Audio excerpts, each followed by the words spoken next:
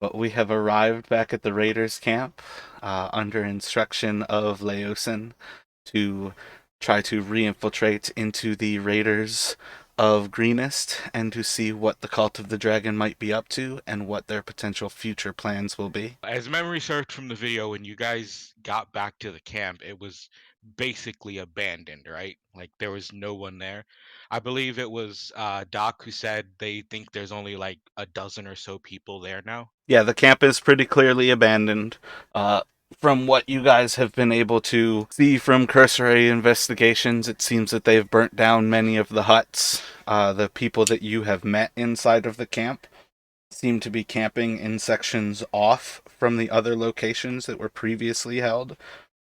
They all seem to be in more temporary, like tents, as well as seem to have small fires, but they're small little hunting parties from what you all have investigated. And speaking of hunting parties, Is it evil to kill the hunting parties?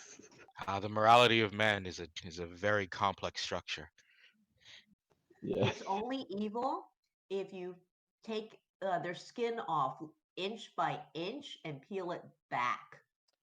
Funny that you should say that, because one thing you all did not actually get to see last time was the flayed corpse of a relatively familiar guard who seems to have failed at his duties, residing where once Laosin stood. Was that the guard from the tower? It is indeed.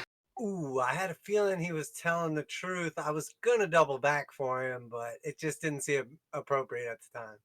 It's almost as if your Good for DM my takes the future. time to give somebody something to say that they might have something to say. I still don't believe it because every single human without skin looks the same.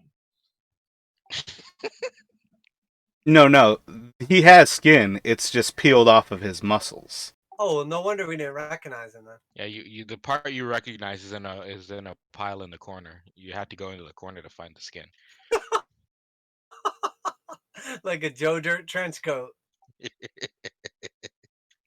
But we've pretty well rejoined the party early evening. I believe it'd probably be like 8 or so, 9 or 10ish maybe, in the evening as you arrive back in the camp. After a cursory investigation, as far as things will kind of go, we will reintroduce Raz to the party. Um, Seemingly coming back to the area, he will be kind of progressing through. You'll see a lone hermit-like walker just kind of passing through the camp in darkness, and he will slowly be making his way around these different campsites until eventually somebody will progress forward towards the group. And if you can describe yourself as you approach this fourth group of people who are inside of the Raiders camp. All right. You see a monk clad in mostly brown robes and leather. Definitely looks like someone who has traveled quite a bit. He is not particularly tall as far as people go, only being about 5'7", ironically, based on the conversation before session. That wasn't planned. He has fairly short blonde hair and blue eyes, and as he's approaching you, you see that he does not seem to be. He has a mace at his side, which is in a bit too pristine condition to be well used, as you can imagine. But there's also a light crossbow that he seems to just have and is particularly more, uh, definitely more used than the mace has ever been. You can imagine he has some sort of holy symbol based on the fact that he is very obviously a cleric, though it's not displayed anywhere openly. And as far You as just smell like immediate one, dear. appearance goes, certainly he smells like someone who's been traveling a lot. He doesn't smell like a person who just left a temple with incense and rituals. He smells like someone who's been on the road and cleans regularly, but probably not recently. And as he approaches your group, he does so cautiously, not immediately just walking up and being cheery, but certainly just And if I can ask, your group, what are you doing? You seem to just be wandering around, unlike the others who are settling in for the night. We're about to attack, dear. Isn't that the sort Oh, of thing we would normally keep to ourselves? you're about to. Oh, I see. And who exactly are you attacking? Well, are you part of this clan? A Nazis, apparently. clan? I've never heard of the Nazi clan. Am I a part of? Well, and he will do a very familiar hand symbol, holding up 5 fingers with his thumb pressed to the side and just slightly curving it as if they were heads of a sort. I give him a high five. Ava will Uh, return the gesture. He'll I don't think be slightly more guarded upon seeing the gesture return, and he will say, I believe that's all the indication we need to convey to each other. Yes, I don't think this guy is part of the clan. I take it from me, he hasn't got it in him to kill anybody. I take it from me. Take it from you, I and like him. you are Paladin? That's right, I am Paladin. Thank you very much. It's lovely to meet you. What might your name be? I am Tinus. That is all I'll say for You're now not, on that subject of. you're not that small. Well, thank you. I How appreciate the compliment. about how tall are you, mate? I stand at about 5'7". No, I wouldn't say you were Tynus at all then. Just about as We'll tall call as you, Tom Cruise. yes, give or take. Please don't Maybe if associate Tom me Cruise with. was to wear Please some. don't associate me with someone who worships that. At the Yes, but I've never moment, seen him make that hand gesture before. Go on, Jan. Oh, at the moment I hear you talking about tiny, I'm gonna approach him and look up to him. You're not tiny. I am not as tiny as you. You have the victory, my friend. Though I wouldn't refer to you as tiny given circumstance. Are you calling me fat? I hope so. I have said nothing of the sort. I'll say it right now. And Hader's You got gonna, us. Go on, Jan. Hader's gonna close his eye and smell a little bit and then it smells like the enemy, I think. I am no enemy of yours. As you Oh, can so see. sorry if it was you. You should probably take a shower soon. And he will lift his robe and smell himself. Mm, you have a point. Ugh, and I give you a high Do you five. have I'm a gonna stop. bathhouse available? You already gave me a high five, remember? Yeah, I'm gonna start wiping my hand on my side. Ugh. Haha, You just know, making jokes, Dennis. I'm Hader. a pleasure, Hadar. And who's the rest of your group then? We have Paladin and Hadar. All right, I'm gonna reach out and clap you on the shoulder. Welcome, and that's all I'm gonna say. I'm a half orc, female, barbarian. It's going to look up at you and nod. Oh, you're ooh, a pleasure. Of course. And gentleman will stand up about 6 feet tall, slim, dark hair, a well manicured, sharp mustache, a little goatee, um, pale skinned. He's got a flask in his hand and a cigarette in the other. He'll put the cigarette into his mouth and approach and say, "You can call me Doc." Is that short for anything? Oh, I've got many names, but they call me the doctor because I'm usually the last one you see. And he'll wink at you. He'll actually return the wink and say, "It's a pleasure, Doc." What are you doing in these parts by yourself? Doesn't seem like it's the most responsible decision. Well, after meeting with some informants coming here, I was initially on my way to Greenest, but having met several of these people, and he will just sort of gesture to the camp at large along the way, I determined that it might be best to follow up on some stories I'd heard about a raiding camp instead, as I can only imagine Greenest has suffered the same fate as several other towns in the area. Am I correct in that assumption? If you're referring to mass amounts of death and dragons, then you are very correct, my friend. And just out of curiosity, I don't mean to pry, but said you're headed to Greenest, but you did not say where you are headed from. Hmm. I was making my way from Candle Keep, and he will say that slowly, as if he's gauging every word to see if he trusts you enough to continue the sentence. Nobody cares, dear. I'll nod. Then, did you happen to meet my friend Leosin? Oh, you're friends of Leosin.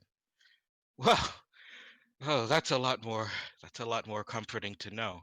And he will visibly relax, to an extent. You'll notice he's Arp. never a fully relaxed person. He's kind of always holding himself tight. Yeah, smells like you were very relaxed. Mm, Almost too relaxed. I see Curious the humor indeed. of this group is quite becoming. Humorous. Our sense That's of a humor word. stinks, you might say. He will smile and fake a laugh, but it's not like he's in trying to fake it. This is him trying to laugh at the joke. Just that's funny. Well, I like this guy. I think perhaps maybe we could use an additional. And he takes a look at what you're holding. Stick. Crossbow. Yes, 2 sticks. I Sticks, fire, and suppose it could be sticks. referenced as such. For now, if you are friends of Laosin, then are you investigating? And he will pause and say, "Is there an area you find more secluded we could speak?" We'll have to buy me dinner first. I am not interested, but I appreciate the offer. You are quite beautiful. If Well, thank you for noticing. Your observation skills are brilliant. But I noticed you hitting on Doc, so I thought maybe perhaps, if you are a friend of Laosin, like you say, coming from Candlekeep, then perhaps our paths have crossed for a reason. But I don't think that now is the best time for conversation. We are getting ready to embark on a little journey into the darkness, getting ready to, and he'll look over at the cave and say, discover what lies within. Have you any interest on accompanying us? But I will warn you, our comical sense is disguise our interactions with death. The, Gallows humor, dear. the pursuit of knowledge is one that allows for certain behaviors. In this instance, and for a much greater good, I will accompany you. Doc will blow out a hit from his cigarette and say to Madame Eva, yes, gallows humors indeed. I was lost for words, darling. Well, this one doesn't seem to be. I'm not very humorous in terms of a person. It hasn't come up in my travels. But if you make a joke, I will laugh. Well, I also act like I'm laughing always when these guys make jokes. So, I'll let you in on a little secret, dear. They're all jokes. Ha ha ha ha.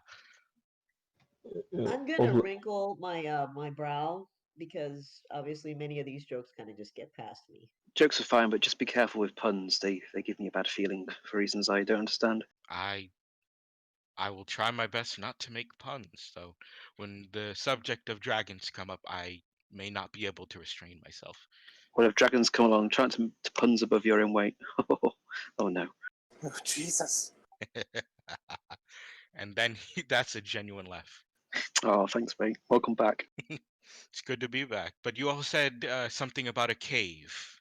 From my travels and what I've been hearing from interacting with the various groups of cultists I passed, there is this camp was the one that raided Green Nest, is it not?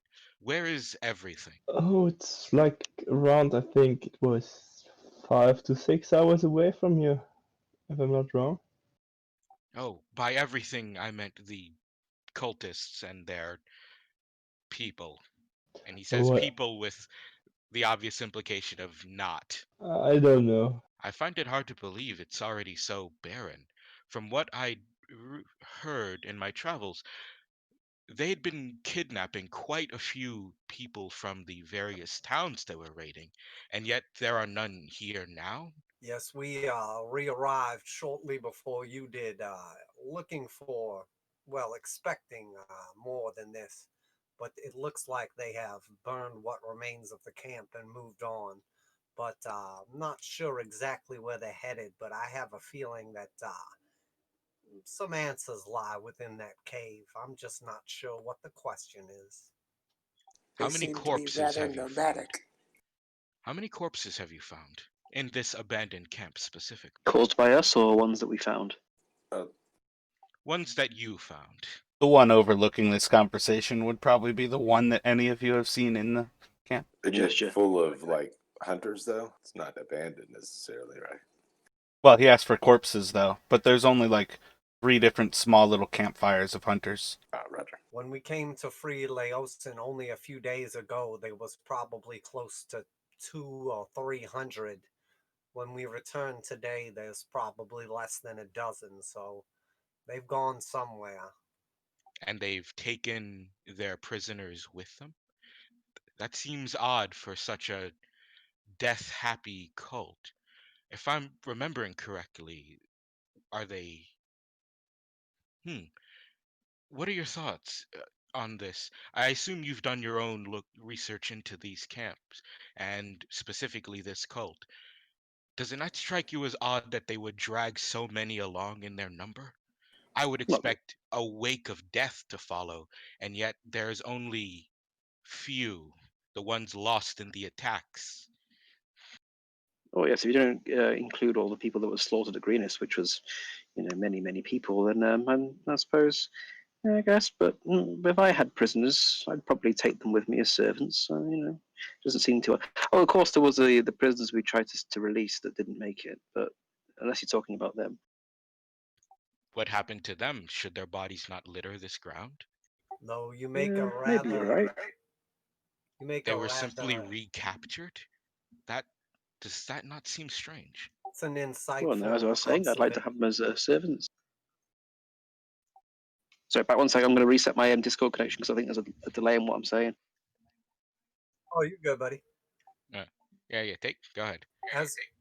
As we approached Greenest, we heard only stories of how they had wiped out the surrounding towns and killed everyone, but what we witnessed was far from the same. They were taking prisoners every opportunity they could with some sort of ulterior motive. Dark, no doubt, but still unknown to us. I believe we should definitely make the reason they are taking people. That was something not only Laosin, but the others who are working within his order. That was one of the key points they were interested in when I made brief contact with them. Yes, now that you say it, it does seem like something we have massively overlooked. Why were they taking prisoners amid slaughtering lots of people? It does seem very strange, and certainly not something we should have picked on before now. Hmm? We haven't been much in the research department, though. Well, that will be where I step in. Research is something of a lifestyle for me. What was that word? Research? Who or what is research? Sorry. It's the act of not killing the person you're trying to ask questions to. Sorry, but I simply don't I am understand that. very well versed in such things. Not too well versed in avoiding killing people, I hope. I have taken lives when needed, though in this instance I would like to gather information before ending the life. That will definitely follow, though. The fewer of these people left in the world, the better the world will be. I couldn't agree more. Man, these words are too much for me. I don't understand. It is not for you to understand, my round friend. Alright. I hope one day I will be able to understand. I will gladly explain it to you, though we will need probably a few hours and a board so I can draw diagrams. What are diagrams? Well, I'm already bored. Pictures that explain words. Understanding is You have to overrated. yeah, go on with your diagrams. We should probably focus on a more pressing matters than my knowledge. Wise words, my friend. You were proceeding towards the cave. Yes, we believe Does them, perhaps. anyone remember what a cave? Yes, we were Go attempting to ahead. sneak before you showed up and started blabbing. I can be stealthy if need be. And he will go quiet. Then you're already doing better than me. Oh, don't burn a spell slot on my account. Simply nods, sort of showing that I will be quiet. Awfully creative of you all to pretend that you were sneaking up to this point. We just thought we'd spice it up Yeah. a little bit. Having watched the videos, you guys have not been stealthy bunch. Yeah, we're acting out of character here. It's a fantasy. Make a deception check. Yeah. Make a deception Fair- check. See how fair well play to you you watching lie to the my video. character, please. Yeah, fair play to you watching the videos, mate. Good effort on that. I wanted to know what was going on. Probably know more than I do at this point then. Definitely more than I I do. might. Feeling massive amounts of confidence in how much work I put into this all. Thank you. Well, I won't lie. No, it's just we generally have intelligences and wisdoms that add up to like 3. Yeah, I Yes, mean, but I you're get what's talking going on. from I the was referring to player. my character. Oh, well, from me, I know what's going on. Yeah, obviously. It's almost as if I gave Raz a shitload of information so he could actually, I don't know, maybe do anything for everything that you all have murdered and hoboed past doing any sort of research for your characters. Almost. Almost. It's not like I just gave him like the whole Yeah. plot line of the whole fucking campaign, but like almost like I did. Yeah, Some I got that things were impression from the prisoner question. some things were addressed. Your timing is on point, Yeah, friend, but I won't lie, you won't last long with this party if you're not apt in battle, because we tend to find it wherever we go and leave a trail of death to follow. Perhaps that's probably our problem. That's why we get noticed. We're starting to have a problem with image. I thought it was because we keep talking loudly right up to the point where we start engaging with people. There is a saying in the Church of Lothander, from death, life. I am very well versed in creating death, and even more well versed in bringing life from it. Oh, I like it. And the saying from my sister, thine who have spelt it, that is the one who have dealt it. He's going to look at you and do that fake laugh he Oh, does. man. I feel like this is the perfect time for an ancient black dragon to land inside of this corridor. Didn't count as a pun, though. It was just a bad joke. Let's proceed onward. You all lead the way, and I will be quiet and stealthy behind you. Yeah, so who's gonna lead the way? He I'm going to immediately point at looks Doc. to the half orc. I'm pointing at Doc. Seems as good a time as any. Death approaches, and I will meet it head first. And with that, I will head towards the cave. Tynus will do as he said and try to be stealthy behind them. Are we stealthing or are we I'll be out acting like we here if you blend in? need me, dear. Yeah, are we Well, stealthing? yeah, Or he we not volunteered like... to die. To some degree stealthy, but I'm definitely still carrying a torch. Oh wait, I remember. You said the DM rolls stealth for characters now, right? Yeah, I'm trying to make that switch for stealth rolls as well as for death saving throws. Gotcha. So Tynus is distinctly attempting to be hidden behind the party. So he will attempt stealth. What is the actual order that you all are going to progress forward as you move towards the cave? I'll follow Doc. Yeah, I'll lead, obviously. I'll go last because I'm the least quiet, sorry. Yeah, I'm also gonna stick to Doc near there. I will follow up in the back. Yeah. Then I will say Tynus is next to Lady So, Mara. like, Doc, Vicious, and Hadar are all kind of at, like, a flying V at the front. Like, Doc with Hadar and Vicious right behind. And then kind of Yeah. Midem Eva in the center with Tynus and Arlyle following. Sounds perfect. Sounds great. Yes. Yep. And as we begin to enter the mouth of the cave, I would like to take a look around, and I'm specifically looking for any sort of traps or devices that would alert anyone of our presence. So make a perception or investigation, up to you. I got an 8. As you're entering forward into the cavern, you don't see in particular anything that would seem to be a trap of any sort. Can Tynus be looking out for any sort of um, any sort of indication that there are people in there, since the camp is split up and broken? Maybe someone from the camp came to stay in the. Oh, it's dark map. Came to stay in the cave. So he's looking around for footprints in the or disturbances on the ground and things of that nature. Something that would indicate to him that someone has used this passed through this area before. You can make an investigation or survival. Okay. Should I be putting my token on the map to get some light? I didn't set your token up yet. I'm doing that right now. All right.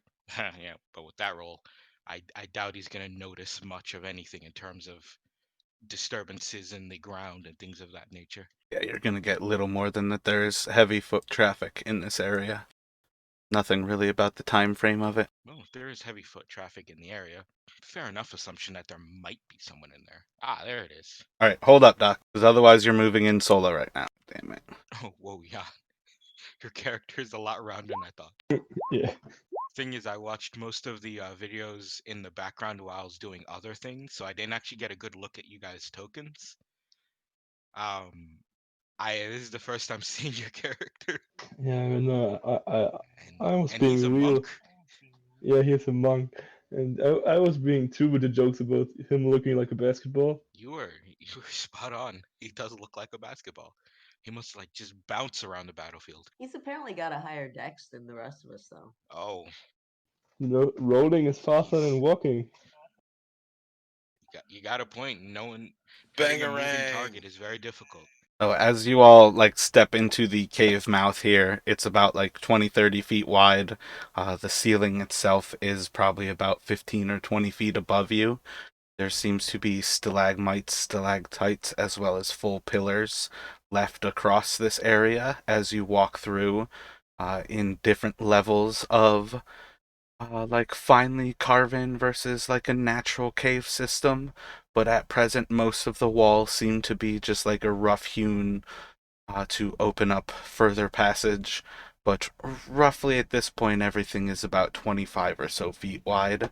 As you approach through, there seems to be little sign of much of anything going on here.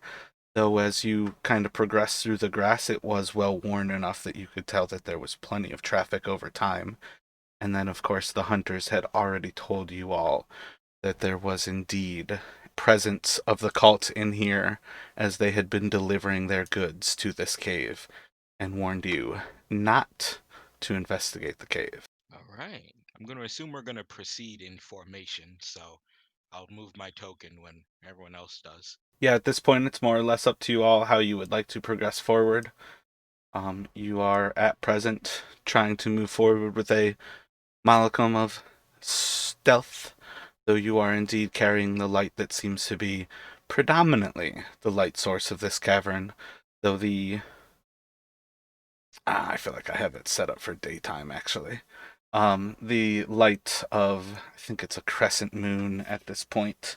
Yeah, it's a waning crescent right now, so the little bit of light that seems to come in through the cave mouth and kind of scatter about, but it seems at present, most of what you are carrying is the current light source. So again, I'm pretty sure I have this map set up for day. Our formation has already broken. Oh, yes, formation, I believe that's Nebium for cheese. Tynus will put one hand to his mouth and just do the universal gesture of hush. I believe formation is Nebium for cheese. What? I'm going to go, shh. So what are you all doing as you enter into the cave? Trying to stay in formation. That's already fallen apart. Like, Ariel is over here, Hadar is over there. We're not in formation anymore. Is the screen dark for everyone? I can't see Nope. anything. Oh, you can't see right now? Yeah, I was wondering what you guys were talking about with your formation. Staying silent is not the way to wonder about things. Yeah, I thought I had a problem on my side, so I tried Again, to fix staying it, but it didn't silent work, does so not solve any issue. Yeah. It got So I completely hope dark we can screen. fix it now. Like it reloaded somehow and then it went dark. I'm not having any trouble on my end, so I don't know what to say on that front. Yeah, All's mine was well here. I don't know what's wrong with Vicious's, because you have vision already on your character. It's not It said vicious. loading. Okay, I'm gonna log out on this and try to come back in. I don't know what it did. Oh, it's loading. Yeah, that just means it's still pulling up the map. I can now see my But character. nothing happened. Okay. I can now only see my token, but nothing else. Still nothing else? There came 2 pixels that I can see now. Yeah, now I can see. It's working now.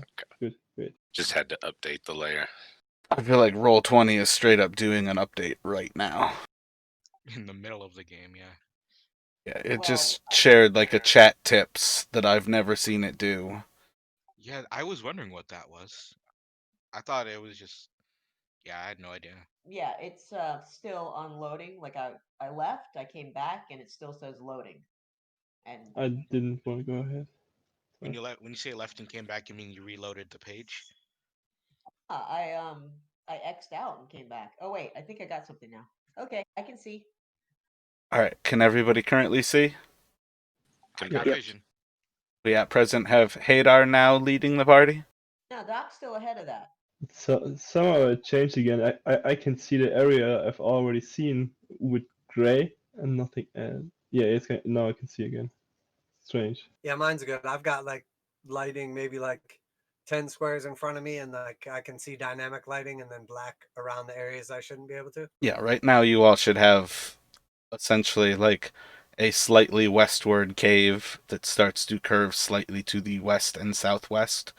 As it opens up a little bit wider, you see another few columns that seem to be holding up the ceiling, as well as the first appearance of what seems to be a drop off to the west of you all that leads to a lower chamber and kind of falls off into darkness and stairs on the southern side of that westerly passage that seems to lead off into that lower level. Wait, are you talking about east? Like if we kept going? Oh yeah, my bad. I said west every single time. I should have said east.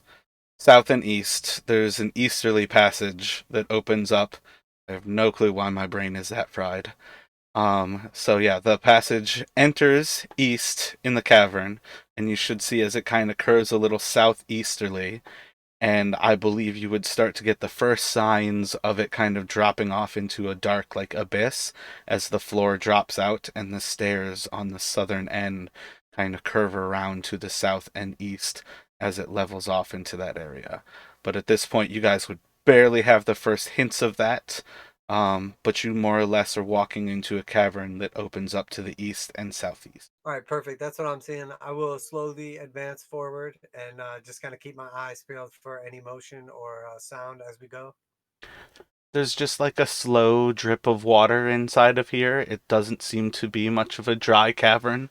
Part of like the rough-hewn aspect of things, everything does seem to be like almost a moist, wet kind of feel to it. And I think that pretty well covers. Going to rust. Arlyle's going to rust. I'm not far behind. I'm okay. Everything's fine. Everything's fine, guys. Don't worry. No, that's not the accent I'm supposed to be using. Everything's fine. What are you worrying about? I'm right here. No, your armor. It'll get rusty. Not given the amount of lubrication I give it. No water will get within 5 feet of this thing. Aren't you also carrying metal with you? Well, yeah. Tynus will once again, without saying anything, look to Arlyle, who he's supposed to be traveling with, and just hush him once again. I shall be silenced. I am the golden god. He's going to give him a very, very concerned look when he says that he is the golden god. According to myself. I would like everybody to roll initiative. Eh. Not my fault. Strictly speaking, it's not his fault. Thank you. Just give me a second. Sorry, I had Jape's sheet up all this time. I didn't even notice. It's my best initiative roll so far on his character. Is it really? Think so. He has got a +0, so that doesn't really contribute much. As the first of these humanoids leaps up from the southern area of the cave, he's going to charge forward as you start to hear the first like pitter patters of his footsteps. Is this a humanoid? You're getting humanoid.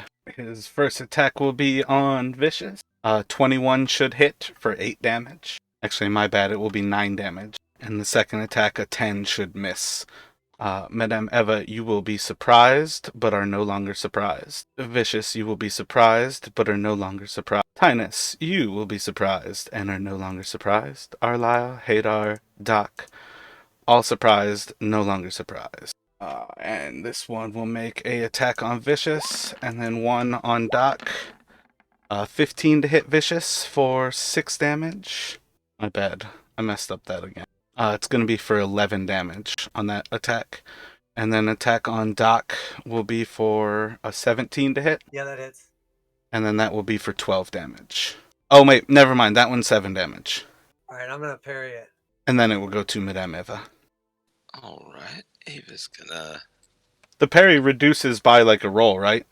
Did you make the roll? No, sorry, I was looking for it. 22 will hit. 3. And then I'll disengage with the bonus action and move back. Oh yeah, Alright. that's a sneak attack since it's next to vicious. Oh, word. So it'd be the 8. Yeah, I think he only did 7 to you, so that will reduce it all. Okay, it'll be minus 11, so I take none. My hero. And it will go to vicious. So I'll say, "You dare!" and launch into rage. I'll go reckless and use my call it maul thing. 19 will hit. Okay, this is weird. Am I supposed to do roll damage as well, or what? It says click. It looks like you've already rolled the damage, which is the damage below. But that click Yeah. would normally offer you the ability to roll the damage. Okay, I did it in the other program. At this, when you declare attacks, like, can you let me know who you're attacking? Oh, okay. Isn't there just one thing though? Nope, there's currently 3 of them. 2 of them you're in combat with. Oh, I can't see. I've got Hadar Shadowvigor's name over top of anything. Yeah, I just see the one that's directly to the east of me. Jamie, if you hover over their names in a turn order, it highlights them in a yellow box for you, so you can see where they all are. So right. So anyway, that was to the one that's directly to the east or right of me. He will look severely bloodied, and it will go to Tinus. Give me 1 sec. A roll 20 told me to reload, so I reloaded, and now it's loading in. Like a time crisis pop-up. Told you to reload? I wonder if that's what it was doing before. It just popped up the red box that said, your connection to the server has been interrupted. Anything you do now, yada, yada, yada. So I reloaded the page. But I'm back in already. And let's see. Yeah, Tinus will step forward a few feet and then just fire his crossbow at the central one. Let's see. Yeah, the one who is west of Doc. A 16 will indeed hit. Yeah, it's 5 piercing. And then with his bonus action, no, actually, that'll be the end of his turn. As Tinus steps forward, releasing a crossbow bolt through the shoulder of the Dragon Claw to the west of Doc, what would Arlyle like to do? I'm going to move to here and just stab the guy to the east of me. Screw it. Jesus Christ. A 8 is going to miss as you swing wide as he's attempting to duck the bolt from Tinus and fails. Cool. Ends my turn. And it will go to Hadar. I only see a gray area again and no monsters. Yeah, roll 20's been really weird right now. Okay, I can see you now again. I just needed to move my token probably. Then I'm gonna attack the one right next to me. Well, Roll20's been doing a lot of updates recently. I Not mean, too the long one to the ago. Not too long ago, they changed the whole actual setup, but let me turn off update on token drop, and that might save things. It looks like it's updated my preferences to say roll goddamn everything. Yeah. Who are you attacking, Hadar? The one in between I can see the character. This one to the south of my, To the southward. isn't it one? 22 will hit. 4 will kill. Damage. Oh, great. You sound more enthused. So you're still in combat with Can one I to use your my- east. Yeah. Okay, I'm gonna roll. Should I roll again my second? I would probably then try to hit the one to the east of me. 23 will hit him. Should I roll again the second attack? You don't have to roll again, but you should stop rolling everything at the start, especially when somebody has a red aura. But a 23 will hit, 4 more damage. So I didn't do great, and that would be the end of my turn. Sorry, I just rolled everything because I'm not seeing everything and just wanted to not stop it for too long. I feel like you always... Oh, wait, that second one was your bonus attack? Bonus action? Yeah, it was my bonus action. Word. As Hadar Open Fist knocks out the guy to your west, Doc, there is one to the south of you attacking Vicious, and one to the north of you preparing to attack Hadar. With the torch in one hand, Doc will lower his other hand, and you'll see a dagger drop out into his hand, and then he'll proceed to put it in the neck of the guy to the south of him. 24 will hit, 6 will kill. That he will spin around 180 degrees and look to the one that's still standing, and he'll say, "Looks like your friends are gonna need a doctor. Don't worry, I'm on call." And then he'll attempt to do the same thing to that one. A 19 will hit. It's actually only going to be 3 damage. It doesn't add my bonus to the second attack. I just don't have it configured for melee. So he is going to take one swing at Hadar. 24 will hit for 9 damage. Yes. And then his next swing will be at Hadar as well. 23 to hit for 6 damage. So 15 damage. And it will go to Madame Eva. All right. Let's see. One left. Move up here if I can. Hit him from there, and we'll just do another slap with the purse. 15 will hit for 10 more, and that will knock him out. And yeah, I'll disengage and move back. Sorry, what the hell is that? Purse with a brick inside. I feel like it was a brick from the Temple of Shantia. I feel like I remember when you loaded it up with something like that. Oh, it's like a custom mace or something. It's basically just a reflavored dagger, but I'd like for it to do bludgeoning instead of piercing. It makes more sense. It's a really sharp brick. I have to say, madam, it's nice of you to see you attack someone for a change. No, you know, dear. They got the jump on I'm us. gonna pull his head up by his hair and then hold my longsword to his throat and say, "And what would you say if I was to, finish your deed for you?" You are a very Yes, asking strange him man of the questions. cloth. The whole idea was to What do you not say, kill Ava? everything.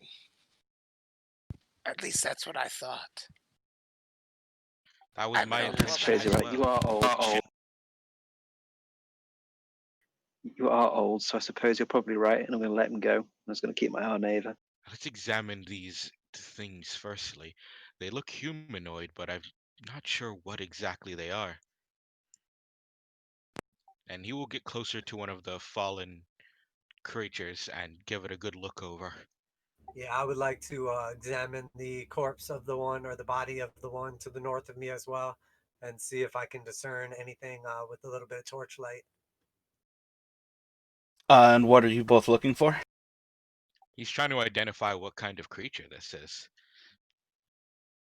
Yeah, seeing one, if they're actually human or something else, and two, obviously, I'm rummaging through his person for anything valuable.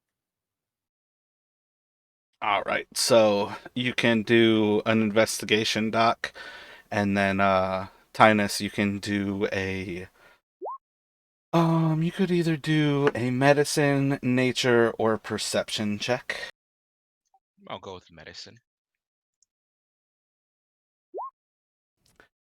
They seem to be almost scaled.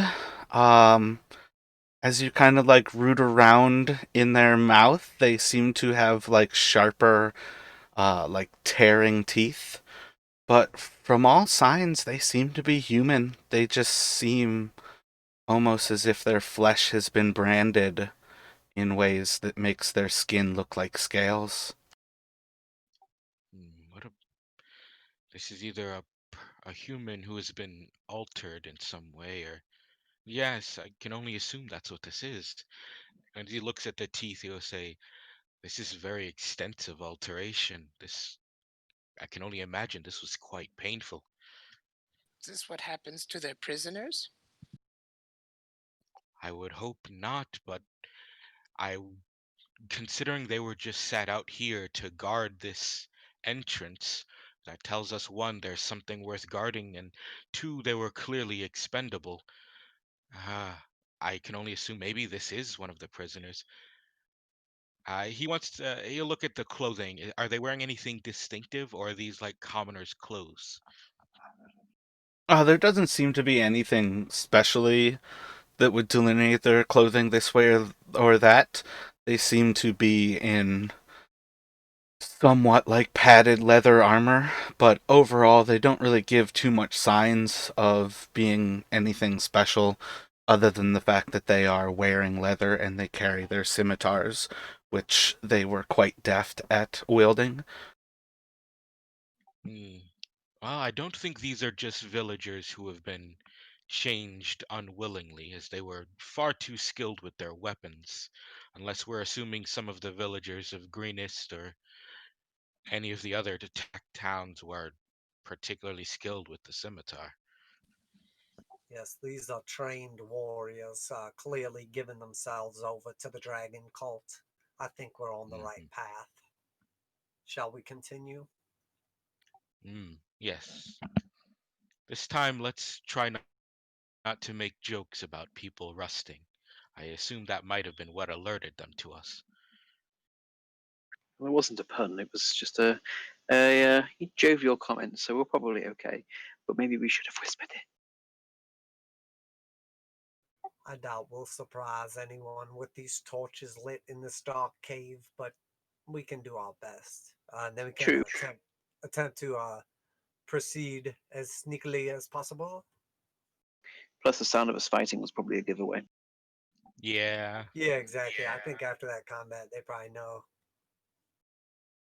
I think from the actual mouth of the cave, now that you all know that it had guards at the mouth, it's probably pretty safe to assume that approaching through the camp was a great way to alert their presence, that you basically walked up in full view of them. Well, if they know we're coming, let's just proceed onward as we would. Weapons at the ready, of course. If they know we're coming, I may as well kill this guy right here. Hey, One. Tynus, are you a healer? I am capable of healing, yes. Because both Hadar and I are somewhat damaged and looking slightly yellow around the circular aura. How injured are you? Would you say you're bleeding? I'm at half. What's half? Very well. 21. Alright. I'll give you 10. Thank Okay, give you 10 points of healing from my lay on hands. Thank you. That turns me green again. And as a half orc. And that's all I wanted. Yeah, a green grey orc. What about you, Hadar? How are you feeling? I'm feeling okay. I feel like we should save the healing for some urgent times when someone actually is like really dying. A good wisdom. Let's proceed onward. As you look over at Doc, he's like sweating and awfully pale and looks sort of sickly, but he hasn't taken any damage. Is that your normal state? Yes, I may have an ailment or two, but I feel right as rain. You look like me when I eat a lot of red meat. You should... No, that's not my place to say.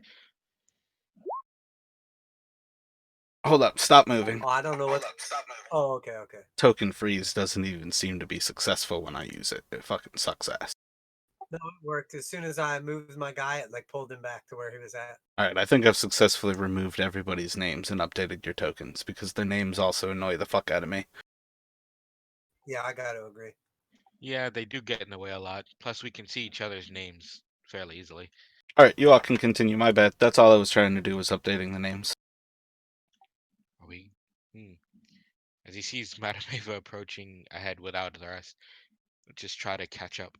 As you get closer to the actual ledge to the east of you all, you see that it opens up into a large field of roughly human-sized mushrooms that are all different sizes, from about a foot tall to almost 6 feet tall. Some are red-capped with bright red and white dots across them, or bright red caps with white dots. Some have like a brown and purplish kind of like satin almost cap to them that are large and broad. Others are tall and purplish, that almost stick up like an orchid. I feel like an orchid is like kind of like a water drop shape almost. Others are kind of stout and really broad tops that almost open up and they turn brown and purple at the corners. But there's probably about 5 or 6 different colors of mushrooms in this lower chamber that the stairs kind of lead through that area. Or Are any of down them to that glowing area. blue and like that might be... None of them are currently glowing. Can I attempt to see if any of these are 1, edible, or 2, poisonous? Like Are you sure by that you eating saw? them? Nope, by looking over them to see if I'm familiar with this type of mushrooms. Do you have a proficiency That's why I in? said look. You could either do a perception and a history check, or a nature and a medicine. I guess a perception and then history, nature, or medicine based on how it would. I got 3 for perception and 7 for history. They seem overall to be like different varieties than you've ever come across. But for now, it's probably more or less that perhaps you just don't have too much cave proficiency to you.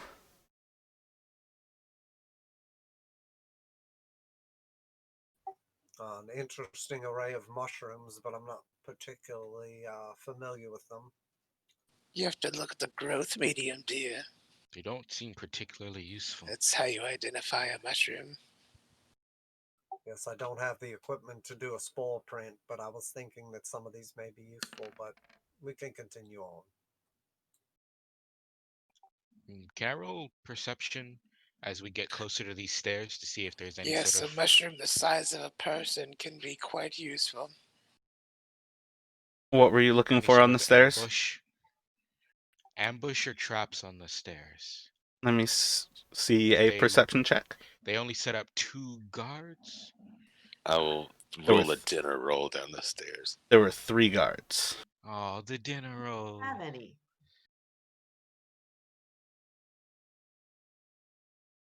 17. As you glance over the stairs, there seem to be different levels of traffic in this area. It seems mostly as if people seem to go across the left side of this lower level. Um, but that's kind of the extent of it. Then he's going to call out to everyone. He's going to call out to everyone and be like, from what I can tell, it looks like people tend to cross on the left side, not on the right side with these stairs. If everyone is willing to entertain my paranoia, perhaps we should just jump down this small ledge. How far down does it look? It's about a 10-foot drop off. And Takes the stairs. She's not Tynus will take bringing it over your paranoia. Tynus will take the jump. Yeah, Doc will take the jump as well. All right, 10-foot drop is enough to take damage. So if you guys are leaping off a 10-foot like ledge, you're going to take damage.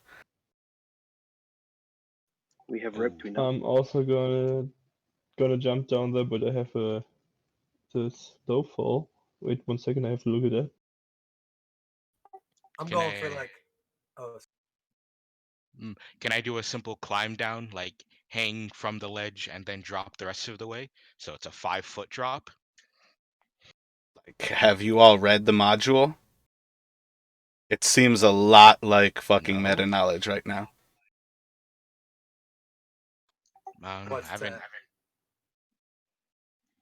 All right, Madame Eva, as you walk down, you are going to slip on the stairs and fall forward down this little area, and one of these creatures is going to attack you here. Oh no! Ooh, I'm trying to play my characters like all smart and inquisitive, so I'm being all cautious. But no, I haven't read the module. Yeah, I haven't either, but when you said that they were all on the left side, it gave me the impression there was something going on. Doc's gonna attempt to like sort of lower Same. himself down, but I'm gonna try to do it in like sort of like an acrobatic type sense, hoping to not take damage if possible. I believe a 10 will miss you, Madame Eva. It will with the mage armor on right now. So one of the different kinds of mushrooms seems to whip out at you as you get closer to it, slipping across the stair. So the mushroom is attacking. It is indeed. Should have used my herbalism kit on that mushroom. Do I Yeah. need to roll initiative? My point with you all was there were plenty of ways to get down a ledge other than jumping off of a ledge. You just have to actually use them. But yeah, that's going to start initiative for you. So do we need to do like acrobatics check or whatever, or is it as long as we didn't just straight jump down, we're fine? No, I don't want to spend any more time on it. I'm just really curious why. You said outside was traffic, but I don't understand how other humanoids would go up and down like a steep thing. Yeah, stairs just sounded mad suspicious. That was all I was thinking, and I was hanging back and not really engaging. Look for traps Even on to the me, it stairs sounded like a then. real. Okay. Will do. It's pretty much going to go right back around to the start there at Hadar. This thing shouldn't really provoke anyone's reactions after they're surprised, so it will go back up to Hadar. What would you like to do as Madame Ava slips on the stair and seems to have a mushroom whip out at her with tentacles? Well, I don't know if I already jumped down, but I would want to jump down. Yeah, you are currently slow falling down. Yeah, and after that I would want to My point for all jump of right you back. again, about the ledge was that jumping off a ledge and making your way down a ledge are two completely different things. If you wanted to jump off the ledge, I was going to roll a d6 damage for you, because you take a d6 damage for each 10 feet that you fall. But climbing down, there's a lot of things that you can do that are not just jumping off a cliff. Like yelling, "We're I probably practically would. gods," and jumping off a cliff is always a great way to die. Okay. That's a level 20 move. Yeah, so I'm gonna approach the. Okay, there's another one. Great. I'm gonna punch the one in front of Madame Eva. A 19 will hit. Oh, my bad. A 14 No, will hit. 14.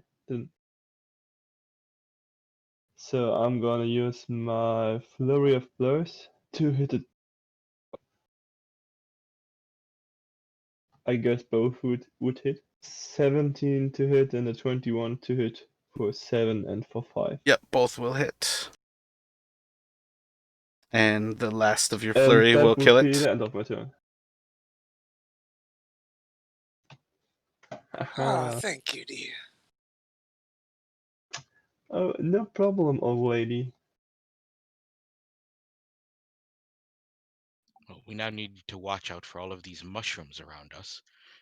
So, Tynus, you will see as Hadar leaps over the edge, kind of softly floating to the ground, and then rushes up, and with a few punches is able to kill the creature that seems to be lashing out at Madame Eva. But along that easterly side, there seems to be more of that same mushroom. Oh, and he's going to step towards the group here. Is there any? Yeah, he's going to go up to the mushroom and try to like look at it, see if there's anything about it that identified it from the others. Make a investigation check.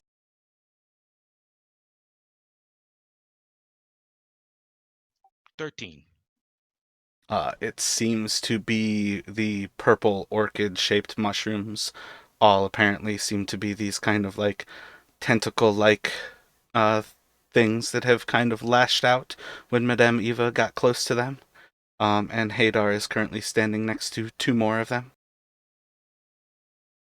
He's going to quickly relay that information to everyone. We should probably try not to get any closer to the purple ones.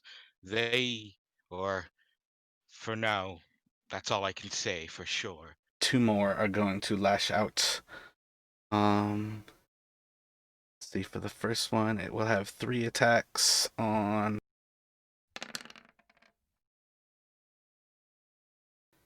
Hadar, Ava, and then the other one will go at Tynus.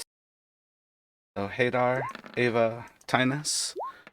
6 on Hadar, 21 on Eva, and 16 on Tynus. The 21 is for 2 damage, Madame Eva. And I believe the other 2 will not get hit. No, Yeah, no. they will miss. The 16 hits Tynus because he's holding his crossbow. What's 7 that mean? He necrotic has any of his damage. shield. So it's Ouch. 7 necrotic to you. And then the other one is only in range of Hadar, and it has 4 attacks. Wish me luck. A 17 to hit for 2 necrotic. Yeah, 17 hits.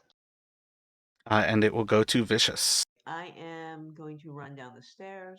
Now, As you does run it- down the stairs, you too will slip and fall on these stairs and slide into the mushrooms.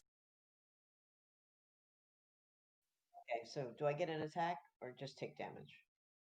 No, it's simply that you, like, quite literally, like, slide into the mushrooms. Nothing else about it. It's almost as if the stairs are designed like a slide into the mushrooms. Okay. Are there a lot more of this particular type of mushroom? I'm considering whether I should go into rage, since last time I went into rage, it only lasted 1 round. Make a perception check. I love the idea of a calculated perceptive rage. Yes, exactly. Oh, yes. Is this a good time to use my rage? Certainly not in the middle of a conversation when someone calls you small. Well, okay, so that's why I didn't go into rage when we had the birds attack, because previously I'd done it and it had done, I'm not I saying like it's your not a bad. rationale, honestly. I'm not saying it's not a good idea to question whether you should go into a rage or not, but I love the idea of a barbarian thinking, is this a good time for me to go psychotic and lose my mind? Because it's a Every very time I fall rational. When I downstairs, ponder I my think about past trauma and become enraged by it. well, when Um, I got attacked, it was end ranging, but right now it's a bunch of mushrooms, and vegetables and Oh, bird just I've been working on my anger management. 30-day pin. Goose haven't you ever Fraba. busted on we're all gonna feel bad when I'm out of rages and we run into like an actual enemy instead of a bunch of mushrooms. I think that is You're the being most funny. intelligent thing that Probably kill us if they wanted to. you are currently in a field of mushrooms, and from what you can see, there's probably about 30 or 40 mushrooms in this chamber. That are this color. You rolled a shit perception. There are currently like 30 or 40 mushrooms in this chamber. Fine, I'll go into rage and we'll finish them all up before lunch or whatever. I don't like mushrooms. Yep. That's Insert pun about fungi. Okay, so the thing that's to the right of me, the east, is the thing I'm attacking. Excellent.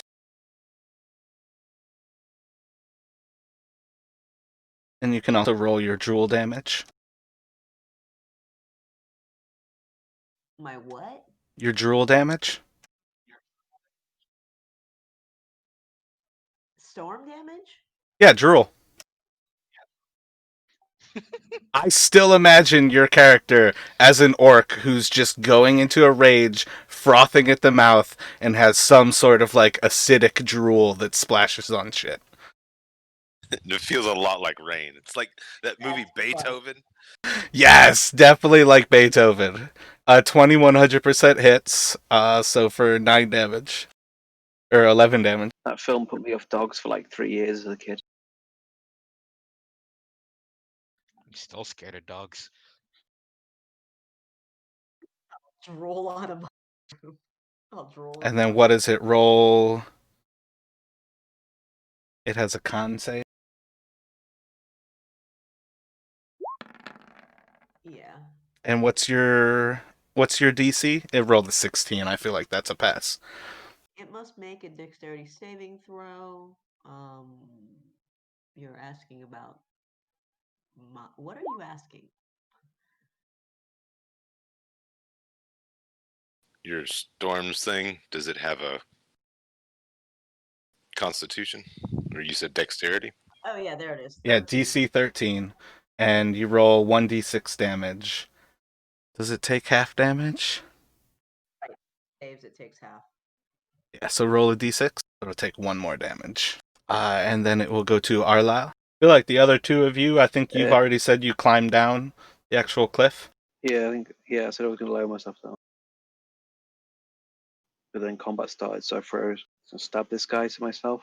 Alright, I've got Doc to the south of you. Kill Well, the Doc. boot fits. I moved Gotcha. myself to here, but did it stick? Yeah, it moved me back to the bottom of the cliff or something. Oh, it might have been while Yeah. I was moving you guys over the cliff. Alright, got it, cheers. 12 will hit. 12. That will kill it. Very good.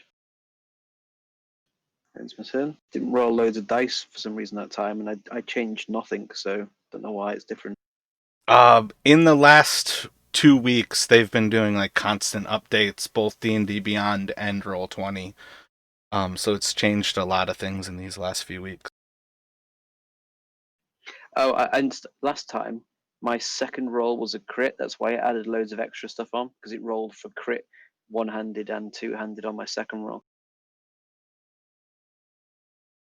Obviously, that didn't matter because it wasn't advantage, so it was only first roll mattered. Alright, so let's see. This one has 3 attacks right now. Alright, so it's going to attack Tynus, Hadar, and Vicious.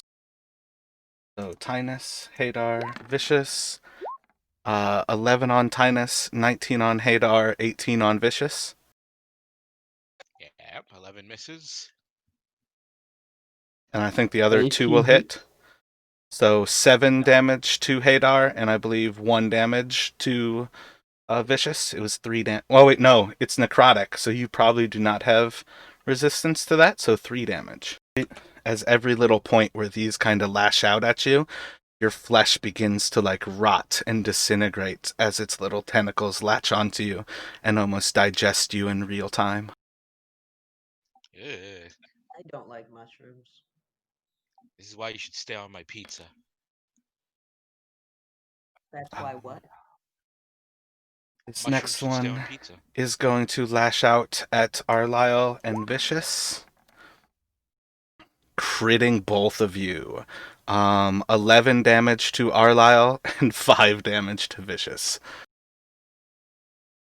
Is it necrotic? Yep, necrotic. Oh, so you have So it's half resistance to necrotic? Yeah, so you'll take 5 damage. And then it will go to Madame Eva. All right, we'll do a firebolt. We'll see if these things like to burn. Over on this one here to the Cooked southwest. mushrooms. 14 to hit there. The one on the southwest, so like just west of Hadar? Or southeast, I'm sorry. Yeah. Or yeah, southeast, yeah. 14 will hit, doing... You can sneak attack with a firebolt? That seems tricky. Oh, Definitely. no, that's just ticked on there. Not yet. All in due time. So just the 1 damage. There's like a little singe and sizzle as apparently this thing has water that can boil out of it. Gotcha. Thanks. As this you way. step away, it is going to attack you. Oh, gosh. Okay, yeah, let's do it. I would say disengage, but I didn't know. It's going to miss with a 10. But you have already gathered at this point, and you should remember now that you've made that once. These things are reaching out approximately 10 feet from themselves. 10 feet. Gotcha. And they multi-attack. I knew that. Just, sorry. They have a bunch of tentacles on top of them. And you guys at this point would gather they've got like different levels of life to them as they kind of lash out. They're not fully animated creatures, so they don't have a steady like amount of attacks, but almost just like an awareness of presence is enough that they kind of lash out here and there.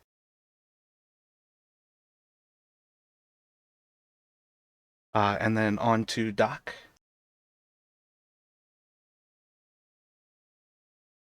So would I have gathered that they are in fact immobile? I would not say that you know this yet, but they don't seem to be moving. Okay, gotcha.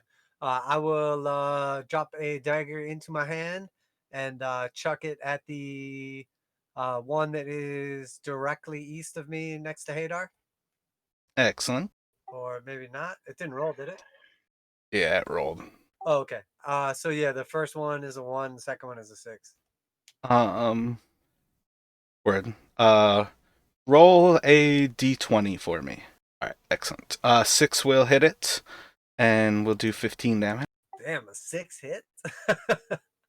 And then do I see any more of these like on the western north like edge, or do they all appear to be on that like south sort of east edge?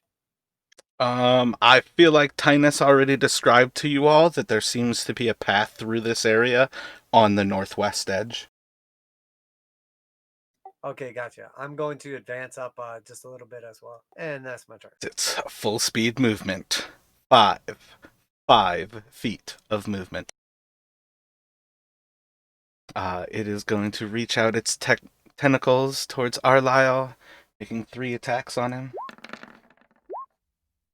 9, 19, and 14. I feel like the 19 will hit for 8, a total of 4 necrotic damage. Which he may still be away for.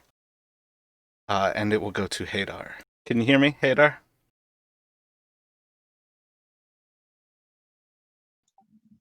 Mhm. Hater, can you hear me? We have our local monk. Josh or I Jan, need to are shoot some either moose. of you currently here? Uh, I had a connection problem. I'm back. What It's up to happened? you. Oh, it's my turn. So I'm gonna spend 1 key point to use my bonus action and disengage. Side to this. I'm gonna move to the side of Madame Eva, Hello, dear. and I'm gonna do my Radiant Sunbolt as my attack action on the one that was in front of me to the right. I mean,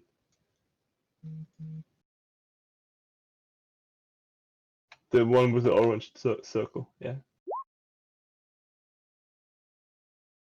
I think that will hit, 23 so will I'm hit, gonna roll that and that will kill it. for 4 damage. Great, and that would be the end of my turn. And to Tynus. Yeah, seeing the way of this, Tynus will also take the disengage action and step away from these things. Do you really need to use the disengage action, or? Well, he doesn't want to take attacks of opportunity, so he's taking the disengage action to move away, and he will call out to the rest of the party. Just get away from them. They're not very fast, and as long as we're not within 10 feet of their reach, we should get through unmolested. And that will be the end of his turn. Glad you think that's going to work. I do. I'm optimistic. You all already woke them up. That was why everybody walked to the west. Oh, Going to lash out at Arla. Single attack will miss with a 4, and it will go to Vicious. All right, I'm gonna go help out my buddy Arlisle here. 22 will hit.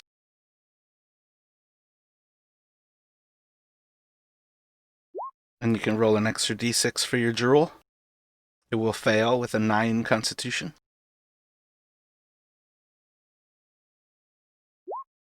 Oh, you had to roll a 5 for the kill. It will be... They're not bloodied, but almost steak-like in how well chopped it is.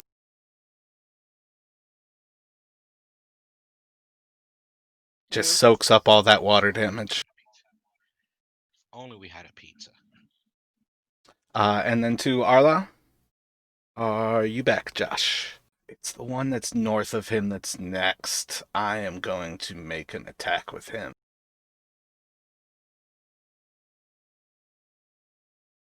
Yeah, it seems about right. A 14 will hit for a total of 12 damage. Will kill it. And it will go to Madame Eva. All right, we'll take a shot with the one to the north.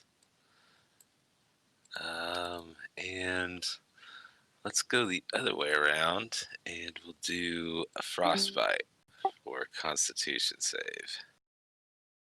While that is most certainly acceptable, you also have seen that these things have shit for armor, but it failed the con save anyways. All right, and then I guess I will move. Does it look like there's any more between here and this next path? Can make a perception check. He's an old. Doesn't look like there's anything for mushrooms. They just look like mushrooms, rather. I'm back, sorry. 30, and then that'll be it for me. I ended up taking another attack for you, Arlyle, on your turn, killing the mushroom 4 to the die. north of you. Well, you did like 12, but it only had a few left. Oh, you took 4. Yeah, you took 8 from one of the attacks, so it was 4. Oh. And then I didn't hear that. I did an attack as well. Thank you very much.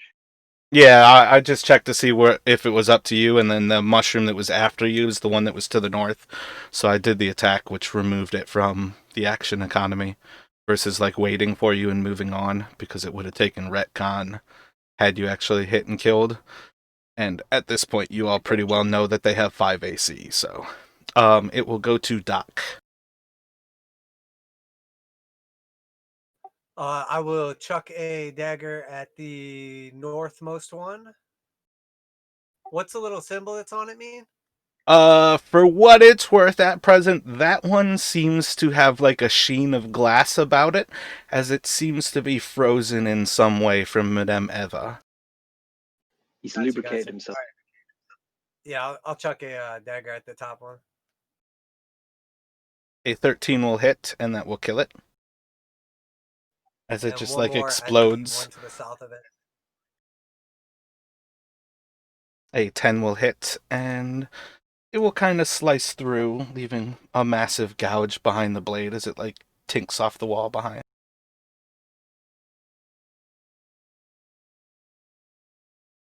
And then I'm going to go ahead and move over and grab my daggers from the first 2. And to Hadar, still having connection issues, Hadar? He said in Discord he was struggling to reconnect, yeah. Yeah, I feel like I'm gonna do another one of his Sunbolt. Damn non-spell using spell users.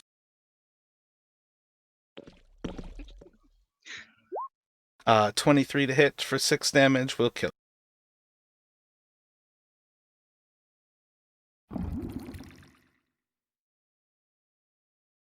Overall, passive perception-wise, I think everybody could gather that that was a large percentage of the mushrooms on the east side of this cavern. None of the others seem to have those orchid shape to them, nor the tentacles that seem to wave about and reach out at you all in such a hungering way. And it seems like you are at present in the clear. I'm gonna hug the left wall just to be safe.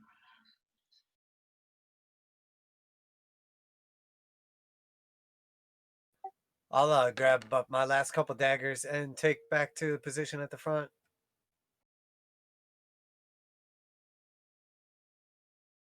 As you're picking up the last of your daggers, I feel like there's a few of you who speak Draconic as you start to hear a little bit of utterance from the east side, a screeching sort of sound of creatures speaking Draconic. At present, it would just be kind of echoing across the actual cavern, so you can't pick up quite what it is, but you would 100% recognize that they are someone speaking Draconic. And I recognize that this was probably like a loud call, since it's echoing and stuff. No, you're inside of a cave. It's conversation. It's just a distance off from you. I'm going to do my finger to my lips gesture to say be quiet to everyone, and I'm going to usher, like, because it's be sneaky. Kindness will nod and look slightly approving at your usage of the gesture.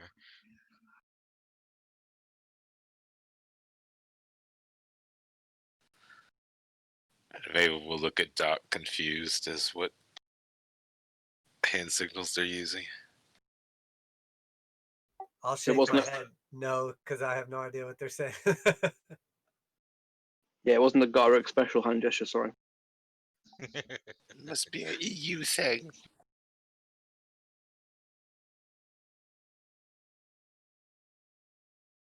Oh, our map is getting very populated.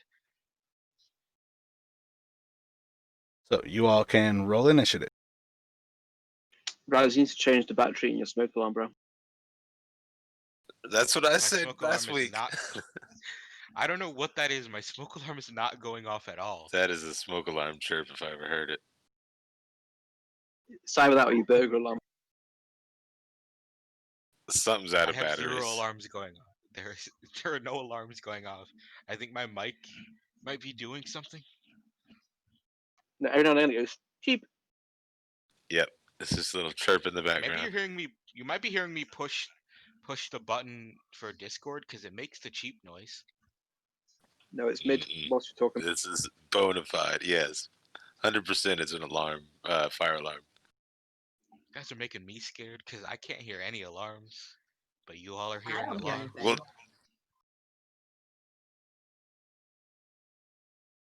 I'm gonna be right back. I'm gonna go check my alarms. House is burning down around you. It's only a fire alarm. At least it's not the carbon monoxide. Yeah, just take the batteries out. It'll fix it. Right, that's... I watched the episode of Always Sunny this week again. The one when they had the health inspectors come round, and Frank paints himself black with a recorder in the basement to play the same note as the carbon monoxide alarm when the health inspector's checking it. Dude, that shit Oh was my so God, fucking that's funny. so Honestly, I fucking loved it. It was so good. What is it? There's a little bit of plutonium inside of every fire alarm. And this Boy Scout in like the 80s or late 80s, early 90s, like gathered a bunch of these fire alarms together and like took all the plutonium out of them and amassed it into one spot and turned his backyard into like a super site. This is a real story, like real life. Yeah. You can look it up on YouTube. The Nuclear Boy Scout is the name of the story. I'm assuming he didn't live long, died of radiation poisoning. He got in trouble. I think he's in jail, but he tried to steal some more plutonium later in life. But I think he was. Yeah, he's all messed up now. Yeah, it sounds to me like he I'm belonged. back. But not sure You if guys it's are right. the My fire alarm radiation or does the need its meth. batteries changed. I told you. Nailed it. Oh yeah, it says radioactive Boy Scout. I had just Oh, he tuned out that died. beep. Oh, he Would you did? rather radioactive Boy Scout or radioactive Jam Boy? Fucking Jam I Boy. think the Jam Boy. Right, that would be scary. Yeah, when all the flies come close and then they die. The human bug zapper. The Right, it ultimate in Jam Boy mutates the technology. DNA with the I'm Jam gonna be on Boy them. and the fly. I'm going on Shark's Tank next week, and I bet you can't guess what I'm pitching.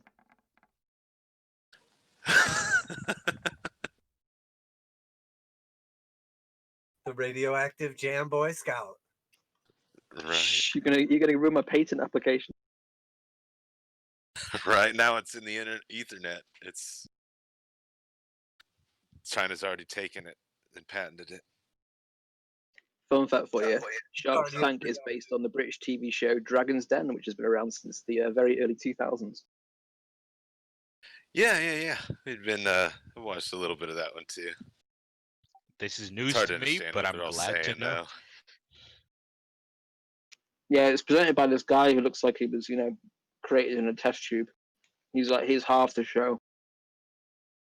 Well, especially in like business, they say things like, and you don't know if it's bad or good because you don't know the slang so much. You can pretty much assume that everything they say is always bad. Right, So you have to get the rest of the context in it. the way this is going to play out for you all is you all are essentially stumbling into each other. They were neither aware of you nor coming at you, and you all basically had a chance to prepare only just for the moment as you first see kobolds essentially inside of you all. So we're going to start here with Tynus. What would you like to do? Oh, Tynus will, I guess. Oh, he'll take this time to switch out his crossbow for his mace and put up his shield, if there's enough time for him to take that action. You can basically grab your shield, but if you were to take an attack action, you can draw your mace in that time, but it takes your action to draw a shield, or to arm a shield. Yeah, he's taking his action to arm his shield and switch from crossbow to mace, but he's not. Well, no, it's your action to don your shield. You can't really do much of anything else. Like, when you go to attack with your mace, you will be able to stow it, but your free action is to stow your crossbow. Your action is to don your shield, so right now you just have nothing else in your other hand. That's fair enough. All right, then he's just going to don his shield with his action, and then bonus action spiritual weapon drops right on the first kobold's head. I want to say the one that's directly east of their line. This one. You should have access under spells and I believe summons. Yeah, I'll fill out the image of it later, but it's gonna be a big book Well, there's a with spiritual weapon that both you and can their grab symbol right on it. now. Use Apkun's one. There we go. I don't think Apguns is loaded in this setting. Oh, shit. Looks like I don't have permission to move it now that it's on the map, weirdly enough.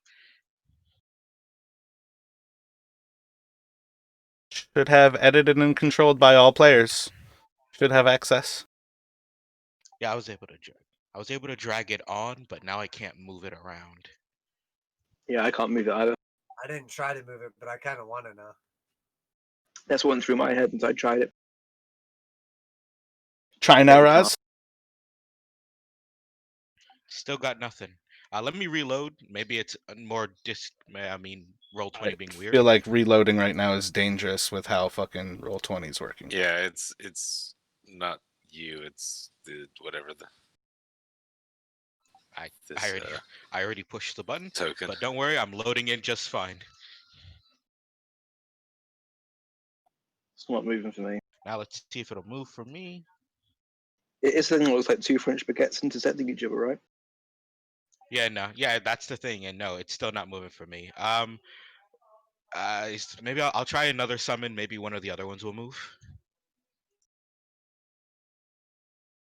Everyone's been able to move their torches around easily, so maybe that would work. Can I use that? Like the torch one? It's moving. That's a great way to just lose spiritual weapon entirely. Yeah, it's working. Here, just you drag it. And...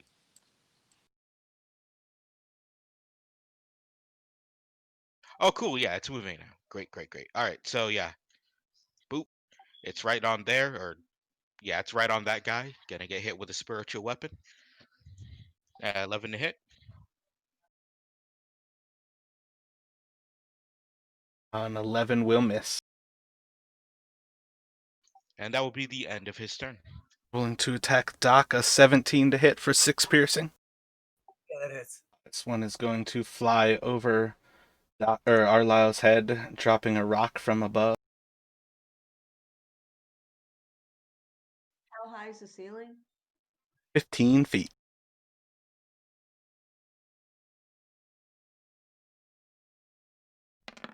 Thinking 24 for 5 bludgeoning. Yeah, I'll take that. One's going to drop a rock on Madame Eva. I'll make it a 1. It will miss with a 1. How high up in the air are they flying? 15 feet. They're flying at the ceiling. The rock's going to come super close to the other flying kobold, but it's going to miss it. It's going to take an attack at Doc with advantage as they work together. 18 to hit for 3 piercing. And then it will go to Doc. All right. I will give it the one directly in front of me to the east. I will stab him. Well, I'm going to throw it out there for you, just because you're the range character, like the most range character in this group. The one to the south of you is flying above head, and the one above Arlisle is flying above head. And that's the same information for Eva as well. So far, the rest of them are like on the ground running. They don't appear to be winged. There's one other one that's flying, which is way to the northeast of you all. But those are the 3 flying kobolds that are in this group. Okay, so yeah, I'm gonna stab the non-flying one that's right in front of me. 7 will miss. Miss, and one more time. And it will miss. As it just seems too quick, as it ducks and weaves. And it will go to Vicious. Cheeky little. Okay, so the one that's nearest to me, which is south of Madame Eva, that is flying, right? Nope. Crap. I thought it was flying. Okay, so if it's not flying, that's easier. I'll just hit it. I think I'm out of rage because I ran over to the wall. There was like a gap. Yeah, you're out of rage. 10 will miss. Well, I guess that's it. It's going to run up, make an attack at Madame Eva. Can I take a swing when he runs by? It's technically standing. It should be in that space. Okay, no worries. Like it should be below Vicious and you. I was just trying to not hide it. But yeah, it's kind of the problem with being small creatures. I feel like I'm going to lose them in their stack. It's going to crit for 8 damage. Luck. On Or Eva? is it too late?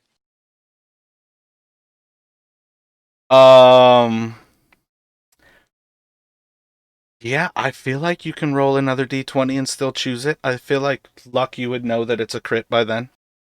You rolled a 14 and a 24, so yeah, you can choose the 2, and it will miss you. Alright. Yeah, see, I'm just stacking them on top of each. Another one's going to fly over Madame Eva and drop a stone from above. Jeez, okay, this was a 12. A 12? I feel like that's still going to hit you. It's +5 for a 17. Oh, shit. Yeah. It's better than the crit, though, because it got a 20 and a 25. It'll be for 6 damage. Yeah, instead of doing, like, random that will always switch, I just numbered you all for my targeting purposes. So I don't know if 4 actually comes up more common with a single die roll, but I've rolled a lot of 4s to target Madame Eva. But just so you all know, when you look over the targeting, watching the video, Arlisle is 1, Doc is 2, Hadar is 3, Eva is 4, Tynus is 5, and Vicious is 6. Makes sense. I believe I just did that one was the last of the flyers. So right now, again, for your information's all 1 over Eva is a flyer, 1 to the south of Doc is a flyer, and 1 over Arlisle is a flyer.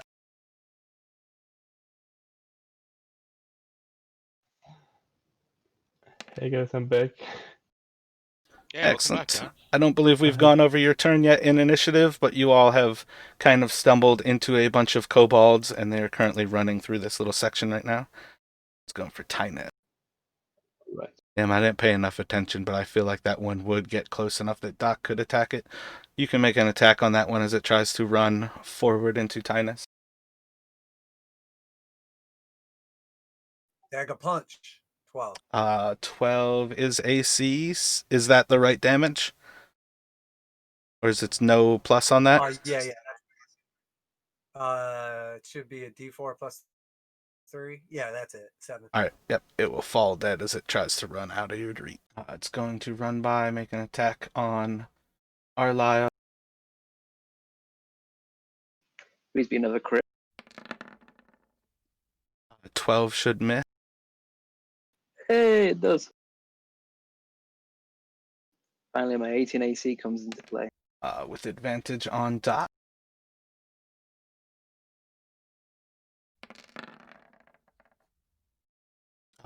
Crit for 8 damage. And it will go to I will do a. parry. You can parry that, and it will go to Hadar for his turn. So Yeah, I'm just gonna do a parry on it. I'm gonna attack the one on ally. Ally? Yeah. Nailed it. I With my think you've got radiant a plus sunbolt. 3, Doc, so it would be 2 damage total. Yeah, I took 2. 11 is going to miss. Well, then that would be the end of my turn. And Madame Eva? Alright. Let me see if I. Alright, I currently have like 5 creatures on you. If you want to disengage here, they still might have a chance to hit you. Alright. Let's see. I will cast Grease. Don't get on my shoes. Get it specifically on his shoes. God 10 damn it. foot by 10 foot. Oh, no, wait. I don't have the components yet. I can't do that. So I guess I'll just do a shocking grasp here. Oh, no, there's one flying above me. I can do a firebolt with that guy. Don't you have a spell focus? I do, but Alright, well, I don't feel like that's a spell focus that you need to have the actual component for, but the D&D Beyond version of Eva does not have grease. So there is that difference. there's that. Yeah, I think, what was it? I picked it up off of a scroll. Word. My point about the spell focus is that unless it consumes the components of the spell, you can use your spell focus to act as the components in the same way that you would use a component pouch. Yeah, I just wanted to play her a little bit slower anyways, and then she's just gonna like acquire the components that she needs for the spells. Like, it's a pork rind and a piece of butter, so that's just gonna be fun to get somewhere. Oh yeah, that's pretty cool. Well, I also don't think you would have necessarily had trouble procuring those if you tried to in Greenest at that point. Exactly. Just haven't had time to get back into town. But a firebolt for 11 will miss. And that will be my turn. Swinging on Arlyle. Bitches love me. 11 will miss, and it will go to Arlyle. Well, most of the ones that actually ended up attacking you, Arlyle, were headed for Hadar, and because he was too far to get to, they ran into you and attacked you in the meantime. Makes sense. I'm gonna stab the guy who just tried to get me. Oh, you like that? 8 will 8 miss. again. Yeah. That ends my turn. Another into Doc for 16 for 3 piercing, That one misses. and it will go to Tynus. All right. Tynus will step forward here, and with an utterance of prayer, he will cast Word of Radiance. Son of a bitch, resizing it can't be tiny. Yeah, I don't know how many are stacked in that spot, but I figured there's a good number of them right there. 2.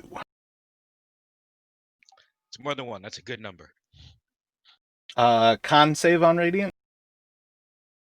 Yep, DC 13 con save.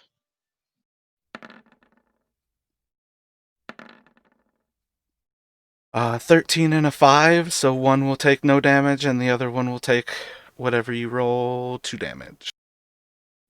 2 damage. And then the spiritual weapon will swing down as his bonus action. The only one still within range of the spiritual weapon is the one that's directly east of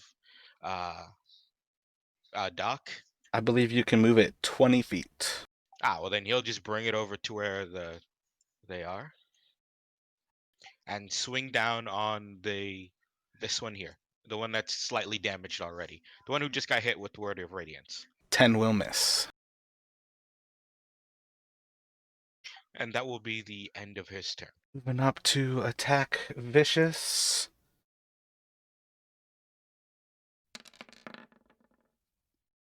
$23 to hit for 6 damage. Okay, that's pretty impressive. You all would pretty quickly gather that these things attack in unison. They are assisting each other in their attacks. They get more powerful the more they swarm you. That would be a great time to have a fireball. 20 to hit Arlisle for 4 piercing. It hits. 22 to hit Doc for 6 piercing. Yeah, that's it. 20 to hit Doc for 5 piercing. And then it will go to Doc. Yeah, that hits. Was that last one 5 and the first one was 6? Correct, yep. Cool, cool. All right, so I will dagger the one directly in front of me.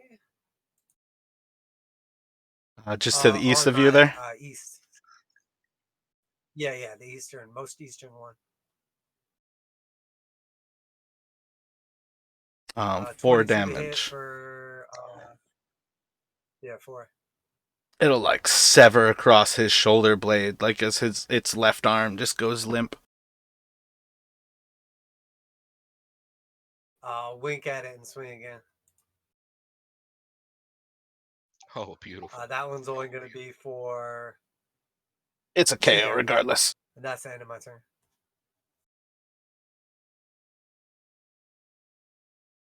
And it will move to Vicious. All right. So which one attacked me? The one that's covering part of I my have head? no clue which one attacked any of you because I attack randomly with them. There is one that is attacking you. There's one that seems to be injured from getting blasted by Tynus. But if you don't pay attention to it, I have no clue.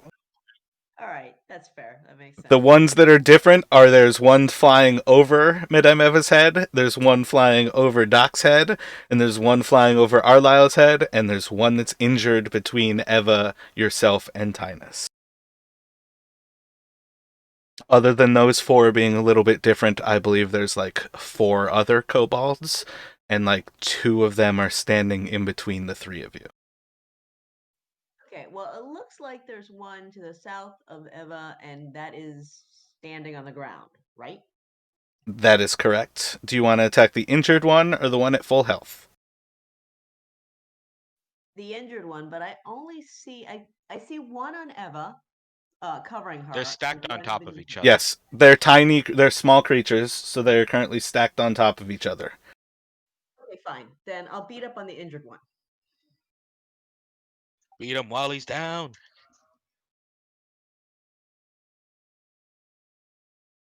An 8 will miss. I guess it didn't matter. Dagger at Eva.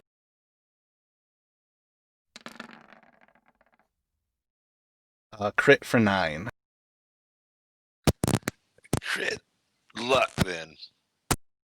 It has a 24, a 20, and what you roll. A 6 will likely miss. I think it's +4, so a 10. Yes. The one overhead is going to attack. 3 is for Hadar. I believe a 10 will miss Hadar. Yeah, that's a miss.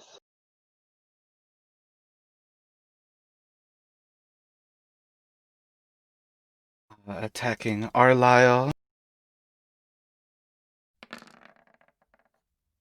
For an 11 will miss.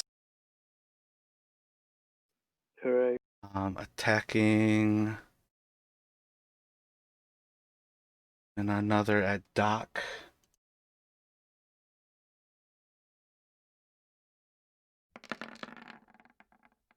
Uh, 23 for 3 piercing, and it will go to Hadar. Yes, sir. Well, I'm gonna attack the one which is right next to me. I believe you only have your sunbeam. It is 15 feet above your head. Oh, it's I'm the 15 lightning feet girl. above my head. So if I move away from it now, will it attack me, or is it? Can I move away without worry? I don't see why it wouldn't be able to attack you, because you are currently in its range. Then I'm gonna use my sunbolt. A 17 will 17 hit. for 6 damage. Anything else from Hadar? No, I think I'm gonna end my turn with that. And to Madame Eva. All right. This one here is on the ground. I think there are 4 to the south of you that are all on the... I don't think there's a flying one over you now. I think there's actually 3 on the ground to the south of you. Like 2 to the south, 1 to the southeast that are all on the ground. And I think there's still a flying one south of Doc. Gotcha. The flying one's got the different color. Okay. Cool. Yeah, I think they have like a here. different outline, but otherwise look almost exactly the same. I'm gonna snap a shocking grasp at this one down here. And Which one? Just like maybe one of with the random ones or the injured one? Oh, this one down here, the south here. Just. Well, there's 2 of them there. That's why I say it like that. Do you want to go for an okay. injured one or just a kobold? Sure. Let's go with the injured one. That will kill it. Injured one. Okay, cool. And then hopefully that's there's still 2 there. Okay. I guess that's my turn. I don't think you're so swarmed now that a disengage would be as dangerous if you want to rock that out to clear some space on yourself. Certainly, I would love to. I'll move this way. As you move off to the east, you hear a loud screeching and roll a perception. I think you've got pretty good passive, but... Oh, no, she's an old blind lady. Let's see. Yeah, but this group has Nuts. terrible passive perception. There you go. That's Excellent. on point. Yep, you hear a lot of screeching as you move over there, but it doesn't even register to you. It might be your boots on all of the mushroom guts across the ground here. Mushrooms are known to scream. Another kobold at Arlisle.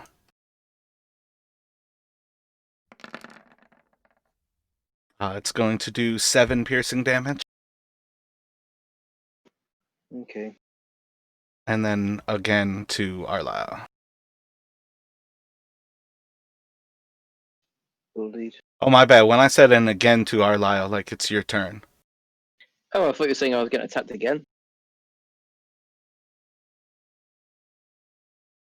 So the one that's closest to me, is he flying again now, or is he within stabbing range? There is one to the south of you and one to the east of you that are walking on the ground, and there's one flying overhead of you still. They're both at full health, aren't they? Well, sorry, all 3 of them are at full health, aren't they? I think you all should be pretty familiar enough with kobolds at this point that full health doesn't really mean a goddamn thing with kobolds. It's like 8 or something. They are indeed at Yeah, full they have health, 8 though. hit points. Yeah, you got me the AC though, which has been my biggest problem so far. Yeah, I think you have to roll on the d20 over an 8. I think you're +4 right now. Yeah, they have 4, 4, and a 2 so far. Yeah, I think they have 12 AC, and the flying ones have, I think 13 or 14 AC. Yeah, the flyers have 13. I'm going to go for the one on the ground to my east then, because that seems like the lowest AC and also just one of the two. It's close to everybody else, so somebody else can join in and finish him off if I don't. And I'm going to stab. Son of a bitch. Or End of my not. turn. Yeah, I Just mean not do fucking anything again. No, that's just absurd to roll a nat one like that. I laugh in friendship. Yeah, it's my fourth roll under a fucking. I can't hit them either. They're like little. And it will go to Tynus.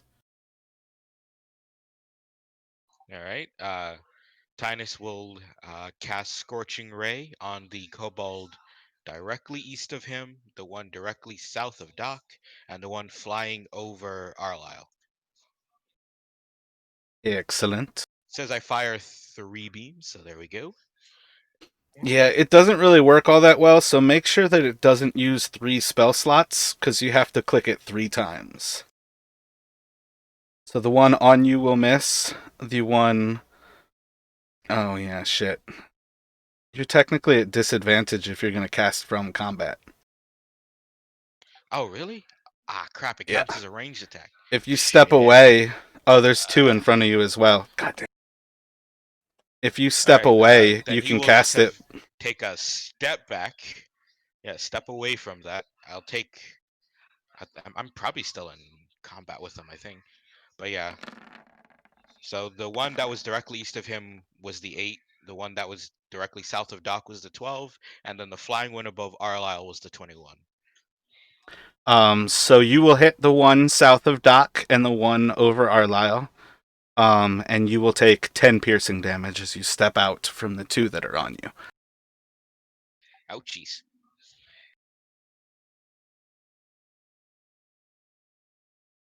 Alright. Can't spiritual weapon this turn because I just used the spell, so I will end my turn there. You can use your bonus action to manipulate it. You're not casting spiritual weapon, you're just using your bonus to manipulate it. Oh, good. Well, then that one that got away from the Scorching Ray gets smacked with spiritual weapon. 23. So speaking of action economy, removing 2 kobolds from the action economy is a good turn spent, even if you took 10 damage. Yeah, I would consider that a good way to go out. I'm not going out, but still, if I had.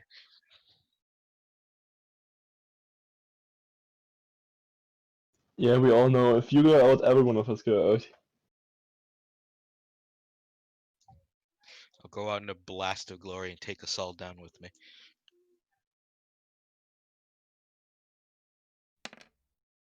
I just love that Hadar's been fighting one kobold this whole time. Yeah, he's way off over there by himself, just hitting one kobold over and over again. Yeah, at least he's managed to land a He's just fucking like hit. he's like 1-inch Yeah. punching at this kobold, missing over and over again. Huh, huh, huh, huh. 21 to hit Doc for 5 piercing. Yeah, They are hits. slippery bastards.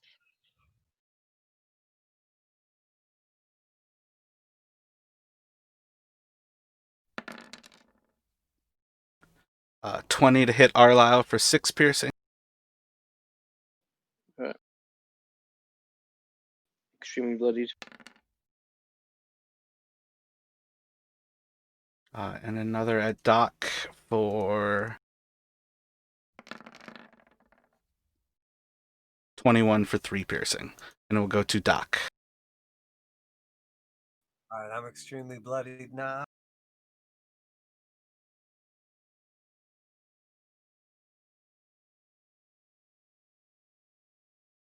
So do I currently still have melee range on the one directly south of me and the one that's southwest of me?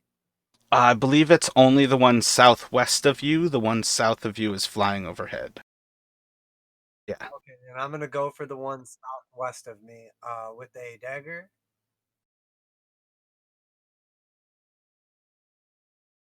8 will miss. I'm going to. Oh, yeah. I mean, Yeah, you I'm know not enough gonna about their use. AC at this point, though. Yeah. All right, so I'm gonna use a whatchamacallit dice on it, priority dice or whatever. Gotcha. The superiority. So A 12 will 12. hit, and 6 will kill.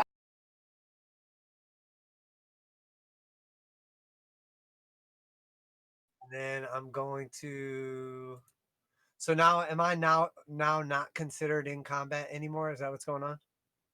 You are not in melee as far as throwing your daggers go, but if you move out from under that kobold, it's still going to have a chance to attack you. Okay, yeah, that's what I was going for. Is could I chuck another dagger now? Yeah, you're no longer at At disadvantage at for the using range. But you know what? I'm actually going to go a different way. As a matter of fact, I'm going to pull out my flask and take a swig real quick and do my second wind for my bonus action for 9. And it will go to Vicious. You are now out of combat, and there's a flyer above Doc, and Arlyle has, I believe, 2 on him. One flying. Well, there's one flying over Doc, Arlyle, and Hadar, and then there are 2 in combat with Arlyle. All right. Well, I'm gonna head down to Arlisle since there's one on the ground at least that I can get to. So, assuming you don't actually move under that kobold, you never actually enter its range. Yeah,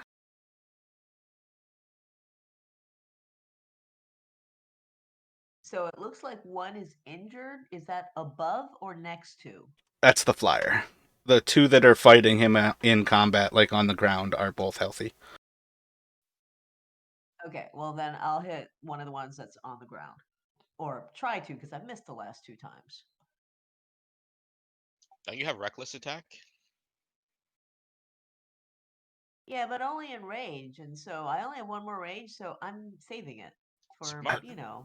Wait, is I reckless don't limited believe though? that you have to be raging to go reckless. I've recklessed without rage Really? before when I was a barbarian. No, they're 2 completely separate things. You can always reckless, and when you're fighting kobolds, it's always a good idea to reckless because they're going to get advantage on you anyway because there's always 2 of them. And you're gonna take them down in pretty much one hit, normally speaking. And of course, she rolls double 24s, so it doesn't even matter, as you just completely squish that kobold. Yeah, my previous 2 rolls were like 3 or something. But they are correct. Part of why I Not bad, said that Mark. you all saw these kobolds working in unison is that they have pack tactics. So if somebody is next to you, they gain advantage just because they are essentially assisting each other. And they are one of the creatures who is why I don't like to use flanking, because it takes away massive abilities of different player classes as well as creatures. It would mean that we'd have to work together. Yeah, and you guys are Ew. definitely terrible at that. We're not working with you people. Ew. So with that, it will go to the one over Hadar. Is going to drop another rock on his head.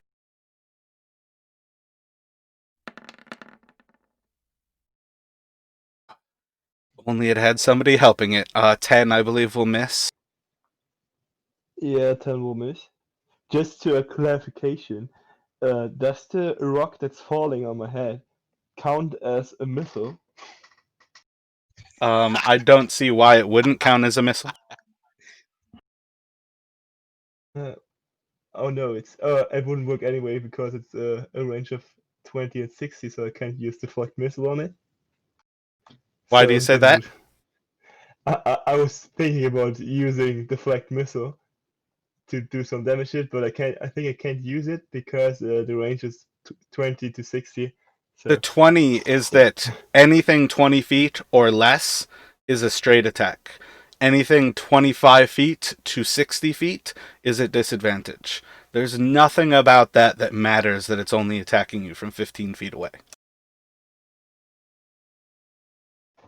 well, then I would love to spend a key point and use my reaction and throw the thing back at him. Oh no, I can only do it when I'm hit by the range attack, so I'm not hit, so I can do it. Okay. That's weird. You have to be hit by the missile to deflect it. Well, I think the Yeah. point is to assume that you wouldn't waste it when it's missing you and not dealing damage anyways. Fair enough. Yeah, but yeah, it's okay then. I'm not gonna use it now. I'm gonna hold my key points. Sorry, I just found a T-shirt that says Nirvana on it. But it's got a picture of Hanson, and I think that's brilliant.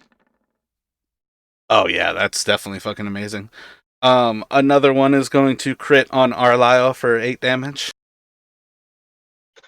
Yeah, dear. and it's gonna go to Hadar.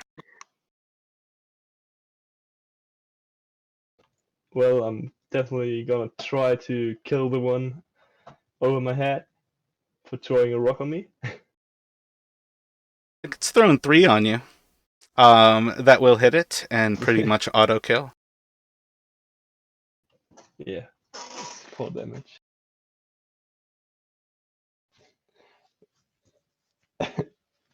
Yeah, and afterwards I would just step right next to Ally. Go on, mate, kill that kobold. Yeah, I don't know why they're all attacking me. Just I go was at to the back of end. the pack, for fuck's sake. I feel Yeah, like again, everything. they were all Just a running random kids after that decided. Hadar. And once they Oh, got I know. locked in combat, it's like, well, shit. I don't know how much they still want to run after they found their target. Menem Eva. Oh, I don't. I was just talking. There are currently 3 kobolds to the southwest of you, one flying over Dock, one flying over Arlyle looking injured, and one south of Arlyle. I think your mic has gone silent. I feel like you've got a classic fix that is just a very quick. You're right. Yep. Is that good? Yeah, you're back. Yeah, I was working on the geometry of that kobold that just died. So, but Okay, so let's see. This is still Carlisle, so I will do the same thing. The other one was in range, so this one should be in range too. For a Full static. yeah. A wave of static that got slowly louder. That's an attack. Sound like any a better car now? driving past. Yeah, it's gone now. It just came up and hit us and went. That's an electromagnetic attack. That kobold can use electromagnetic powers. It was Raz's smoke alarm. Okay, Don't we'll bring do my smoke a alarm into this. I'll get a battery later. con save on that guy. On And the then flyer if he above Arlyle? fails on the flyer above Arlyle. And then if he fails, he gets disadvantage on his next attack. He will fail, but he will also die. Take that. Then it falls out of the sky. Look out, and lands on Arlyle. Look Arlyle. out. Arli's armor you- gets a little dirtier as kobold blood splashes on Did it. you just kill something? I thought about the funny aspect of a flying creature that carries a bunch of rocks and how much damage it might do, but I also thought it might be cruel to make it a missile weapon after it's been a missile weapon. Just do it. I'm on 2 HP, so just do it. Well, I didn't do it to Hadar, so I can't do it to you. Well, the other thing is like the flight characteristics. Like how many rocks can it actually carry? At one point, it's got to land and grab more rocks and then come back. Is it a laden swallow or an unladen swallow? Exactly. Right, it doesn't have a backpack or It anything. can carry it by the husk. It does a d6 damage, so I don't No. really feel like it's a whole lot of rock. So I don't really imagine that it's too much, but it's definitely one of the things that after a minute of combat you seriously have to wonder like how large its sack of rocks are. But Yeah, well, you wonder about the power to weight ratio of kobold wings. Sounds to me like it emptied its sack whilst it was over me. yeah, you got full sacked. Boo. Boo. If you want, roll it as a d20 with no modifier and see if it meets my 18 AC. And if it meets or exceeds my 18 AC, I'll take the d6. How does that sound? Well, on that level it's got to go to Hadar first, so see if Hadar gets hit. Fair enough. Is a 5, that would have missed him. And then for you, it's a nat 20. No, I'm joking, it's a 1. Literally I would have been so. Right. All these advantage attacks, though, I've gotten so many nat 20s on you all. Like, I mean, just as I search back over the last two attacks, the last two attacks were a 10 and a 25, but I think the 10 was against Hadar when I couldn't use advantage. And then right after that was a 24 and a 20. Like, these things have been going crazy with their advantage. 24-22, I think that was against Doc. 24-20, that's far enough back that I don't even know, but it's been a lot of crits. You guys were joking around me that I was staying in the back alone, but I was using tactics against the pack tactics. Well, one of the problems Solo with that, tactics though, versus pack tactics. is the monk has so many attacks at low level that you are one of the best people to combat something that overwhelms the action economy, because you have Yeah. potentially 3 attacks that can all kill a kobold with each attack. They've got low AC and 5 hit points. You can potentially wade through 3 kobolds with next to no problem. A lot of your heavy hitters are I like, know. I've got a single attack, but I can do 25 damage to a kobold. That's cool. That's like 5 kobolds worth of hit points, but they only have 5 still.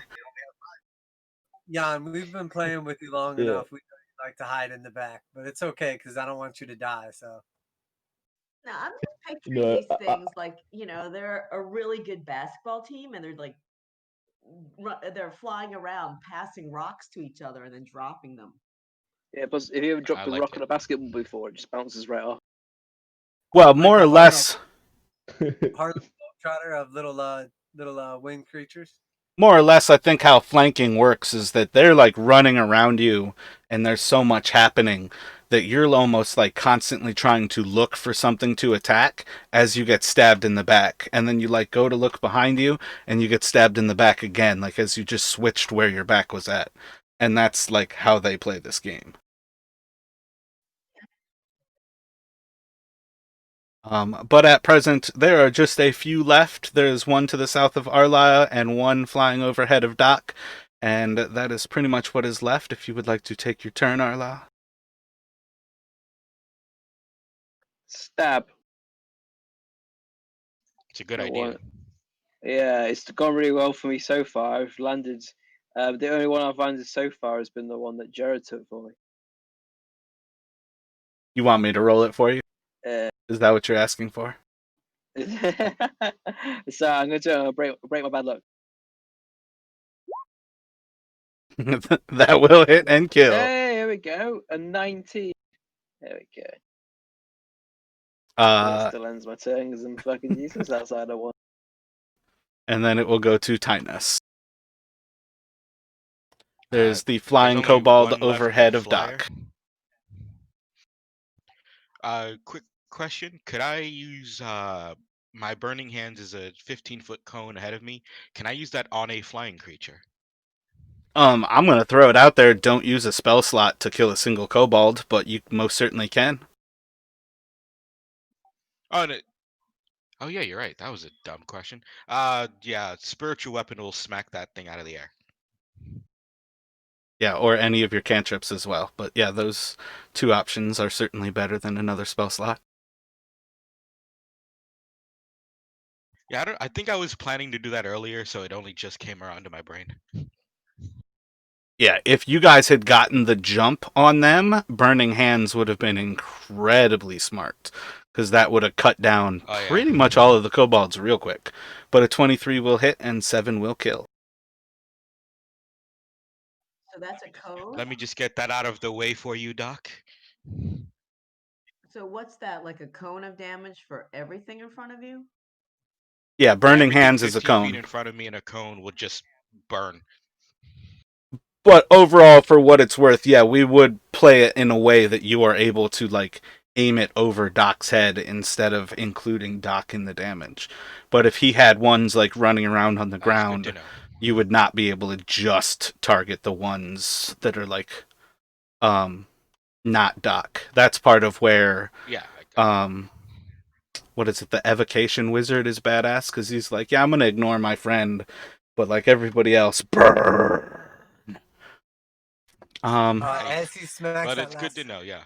as he smacks that last cobalt down out of the sky, Doc will quick draw his rapier and set it up on the ground so it gets like flayed by the rapier when it lands, and look over at Tynus and say, "I'm glad you came along when you did, friend." That was unnecessarily brutal, but you're welcome.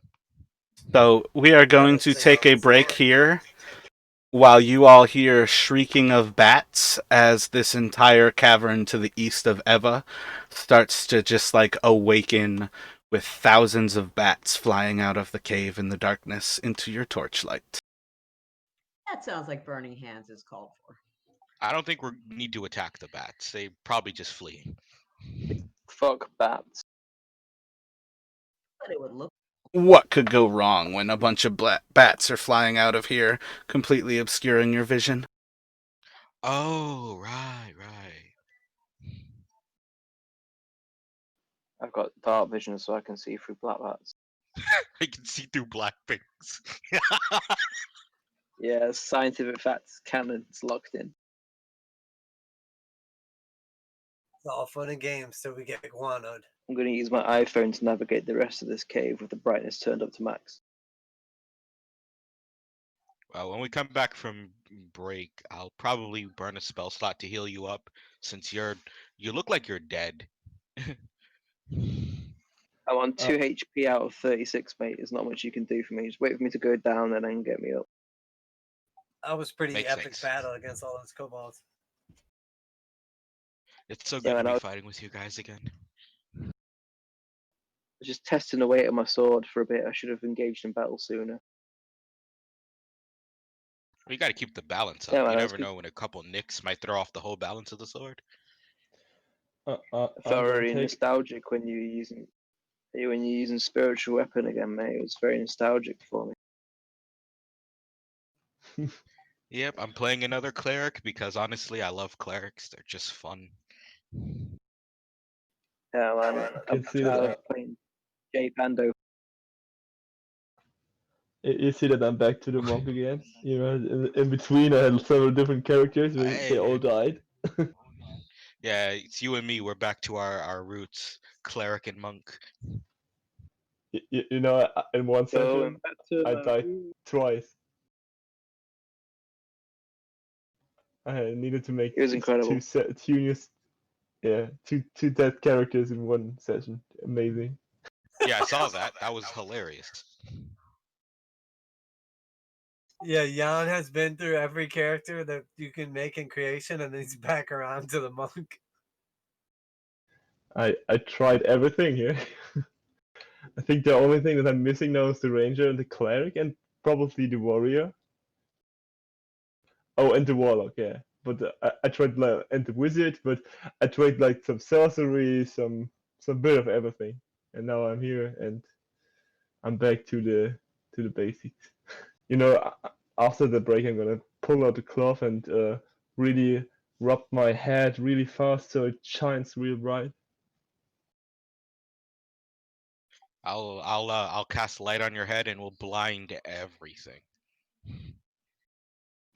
Yeah, the shining ball. You know, I'm still wondering how I came up with the fat monk, because in the beginning I was like, yeah, let's make a chubby monk who's not looking like a fit one, but it's You were watching Robin Hood with Friar Tuck, hadn't you? yeah. And then in the end it turned out way bigger than I expected. Nutty Professor. Yeah. You guys all saw me kill 7 kobolds, right? Do I have time to gather up my daggers before the bat swarm comes? You can gather up your daggers while the bat swarm is coming overhead. I don't want to cut myself trying to pick them up. I think I still had 2 on the ground from those mushrooms, but I didn't throw any during the actual kobold fight. Oh yeah, I definitely assumed that you had essentially picked up. I think you walked over and grabbed them with the mushrooms. Yeah, I was like grabbing them, and then you kind of interrupted us with that kobold combat. So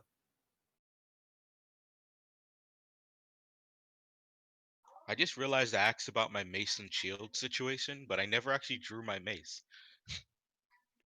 Yeah, so it takes an action to grab your shield. You can use a like the attack action to pull a weapon, so you don't actually have to have your weapon in your hand to attack with it. But if you are holding your crossbow, it is your free action to stow your crossbow and an action to don your shield. Should we take a short rest? I'm not opposed to it. If we can take a short rest in between or after the bats attack or flyby, maybe we could use the cover of the bats to like nurse our wounds. Move around this corner right here. Make a little shield wall, so they just fly past us. Seems like not. That doesn't seem like a bad idea at all. Yeah.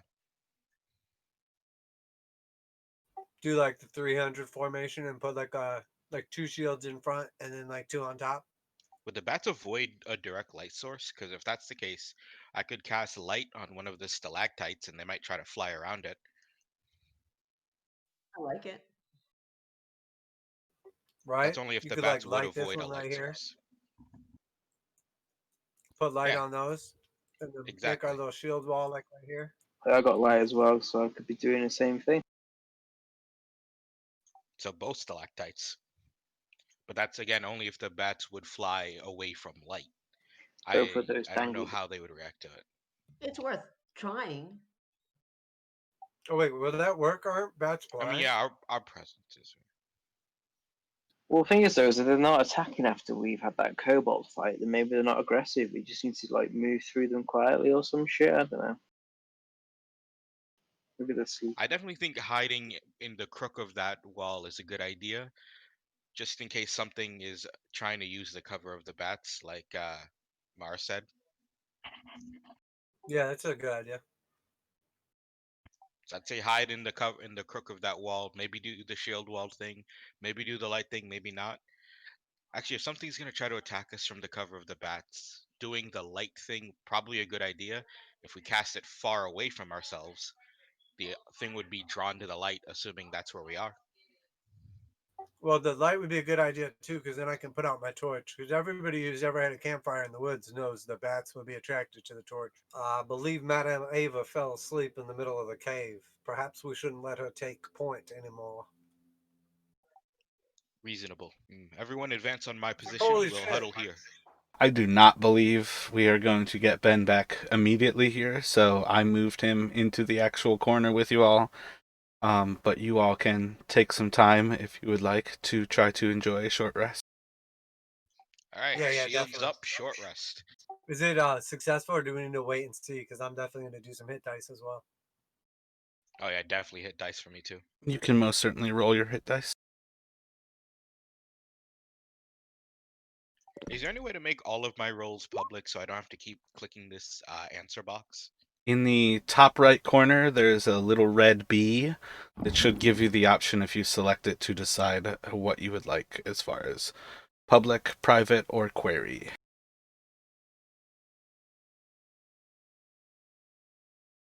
And will that work for my character sheet in Roll20 or just for my D&D Beyond one?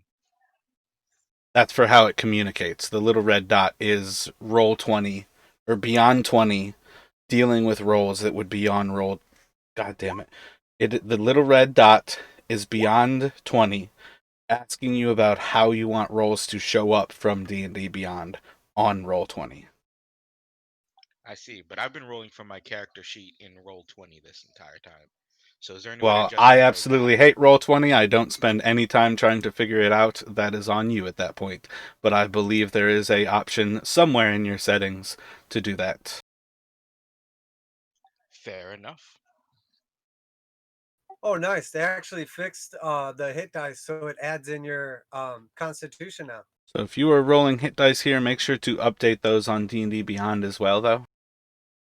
Just to make sure that it has the proper amount of hit dice expended.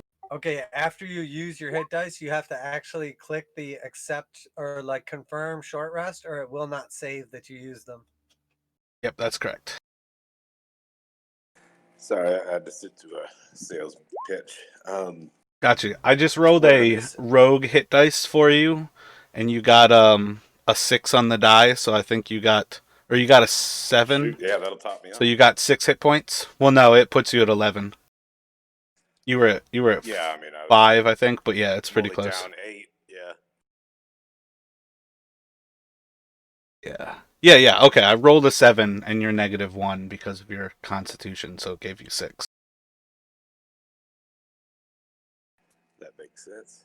My hit dice should be expended on D&D Beyond now. There's with some stone and metal steps, and it didn't shatter. It's weird. My token isn't connected to my character sheet.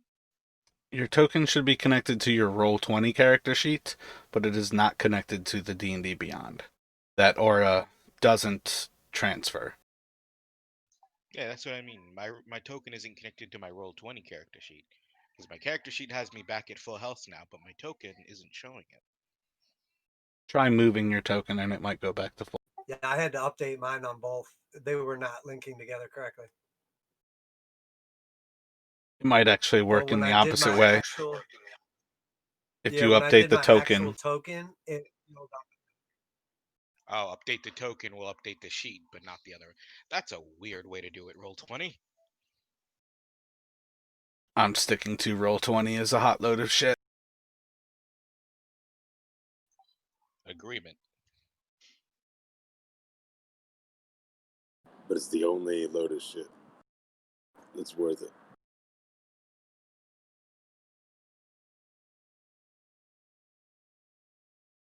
Yeah. They Also they agreement. definitely all have ups and downs for sure, but at least it makes it so it's like semi-functional to be able to play online without just having to like trust what people say they rolled or just like rolling in Google. Honestly, the only reason I'm sticking with Roll20 at this point is because I've already bought all my books in Roll20, and I'm not buying them again for another digital tabletop. What's the matter? What's the matter? You can't buy 5th edition 8 times? Yeah, it's so I can't. fucking stupid. I cannot. I've done it. I've done it thrice. I'm not doing it again. Done what? I didn't hear you. Why would you want to have a Bye. PDF of the book that you've already bought on a digital resource and in a physical resource? Right. You also need a license to use it. Jeez. Really wish there was some way I could just be like, hey, I already own this. Can you just upload it or give me access? It's all Wizards of the Coast anyway. But no, just buy it again. Yeah, because work has to be done in each conversion. At least that's what for the Roll20 side. Like they've actually had to do the work to convert it fair all enough. to Roll20 stuff. So that's where the money goes. It's what makes 4th edition sound so dreamy when they actually planned on making a Wizards of the Coast fucking virtual tabletop. Cut out all of that bullshit by just having it What? their own. That's why 4th edition more or less failed for what it's worth, is because it was meant to be rolled out with a virtual tabletop. Right, because otherwise it's like, who's supposed to keep track of this in their head? Yeah, I watched this whole thing about 4th edition and how it was like this whole big promise and how awesome it was going to be. And honestly, if they would have like successfully done it, it would dominate the space right now, especially with the pandemic. But instead, apparently, it was like a total failure. Why would they throw away the idea of having their own virtual tabletop? Why? Well, I think saying it like that undermines how much work a company like Roll20 has put into this over the last, Right. like 12 years. Plus, Like, the other thing is, I mean, you'd imagine that Wizards of the Coast would want to do things more on the perfect side. They yeah. doesn't implement half-ass. That's fair. And I feel like that's a lot of Yes. it, is they got over the top and realized, like, in hindsight, they're like, oh, holy shit, this is not going to be as easy as just saying, let's make a virtual tabletop. But I bet now they're probably kicking themselves because they didn't realize there was going to be a pandemic. If they did, they'd be dominating all this money right now. I don't know. I feel like they get it. They've got to have some pretty amazing contracts with the companies who like sublet their material, basically. Like I can only imagine that the way they look at it is we did nothing, hand over our digital resources, and get a cut of what they make.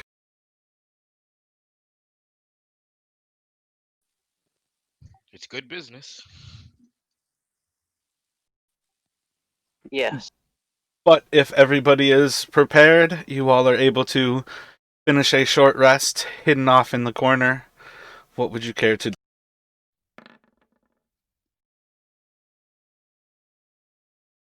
I'm going to take a look through these caucuses and see if I can find anything useful.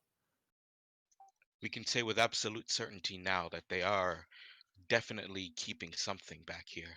I doubt they would set out guards and then a horde of kobolds patrolling, we can assume. Or Maybe they perhaps were the trying to keep us kobolds out were of the leaving. mushrooms, dear. I did not catch that from you, Minameva.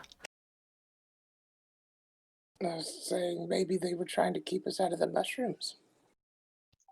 I don't believe they're that kind, but I definitely think we should proceed forward. This must have some good information for us. Investigation from Doc looking through the bodies. You're able to find little things on them, kind of trinkets, this and that. Nothing especially fine. If you'd like, you can gather a few more daggers from their bodies. One more dagger by a few. That's We cool. need I'm just to trying to replace the ones that stupid wyvern flew away with. we need to report these stairs. They're dangerous. Someone could Moving get past the hurt. health and There's no safety risk handrailing. assessment. Indeed.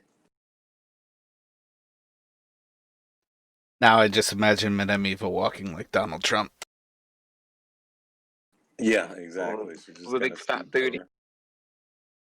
She's gonna have to invent the walker. Osteoporosis is no joke. This is why you don't see a lot of senior Mhm. citizens going through caves. Exactly. I know. There's a That lot of in and of calcium in itself is mushrooms as defeating. well. You made that up. Especially the ones that try to eat you. Yeah, they have bones inside. That's calcium. They're- Osteoporosis. It's not actually like calcium in the form of bones, but they devour calcium, and they have a lot of those nutrients in them. Micro, macronutrients is what they are rich in. I'm gonna take a second and relight a torch, and while I'm at it, I think I'll have a cigarette as well. Yeah, I'll eat some mushrooms for calcium. I'll I will collect grab something to drink. I'll collect some mushrooms for later experimentation. And with that, should we proceed? No, stay here where it's safe. That is a coward's way. It's also a safe person's way. I don't deny that. Watch the stairs, dear. For dramatic purposes, Oh, let me yes. close this before I reopen it. Roll for initiative. Here we go. For real? I saw the first person drag their character into that room and counter without paying any attention to what happened when the bats left. It says loading, randomizing dice rolls. Sort of. A good joke.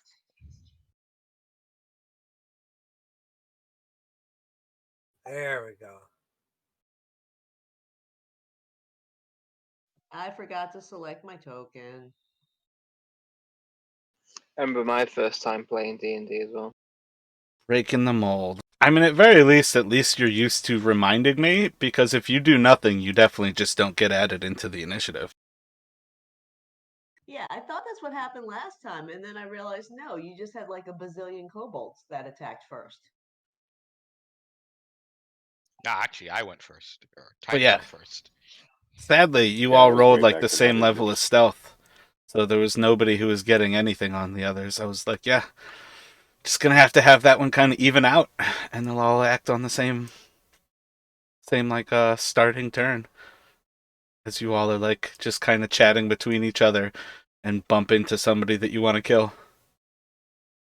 Yeah, there was a fat sack of kobolds last time, and they like all had between like 15 and 19. We're like a super organism. Yeah, I feel like I had like 3 18s to start off the kobolds.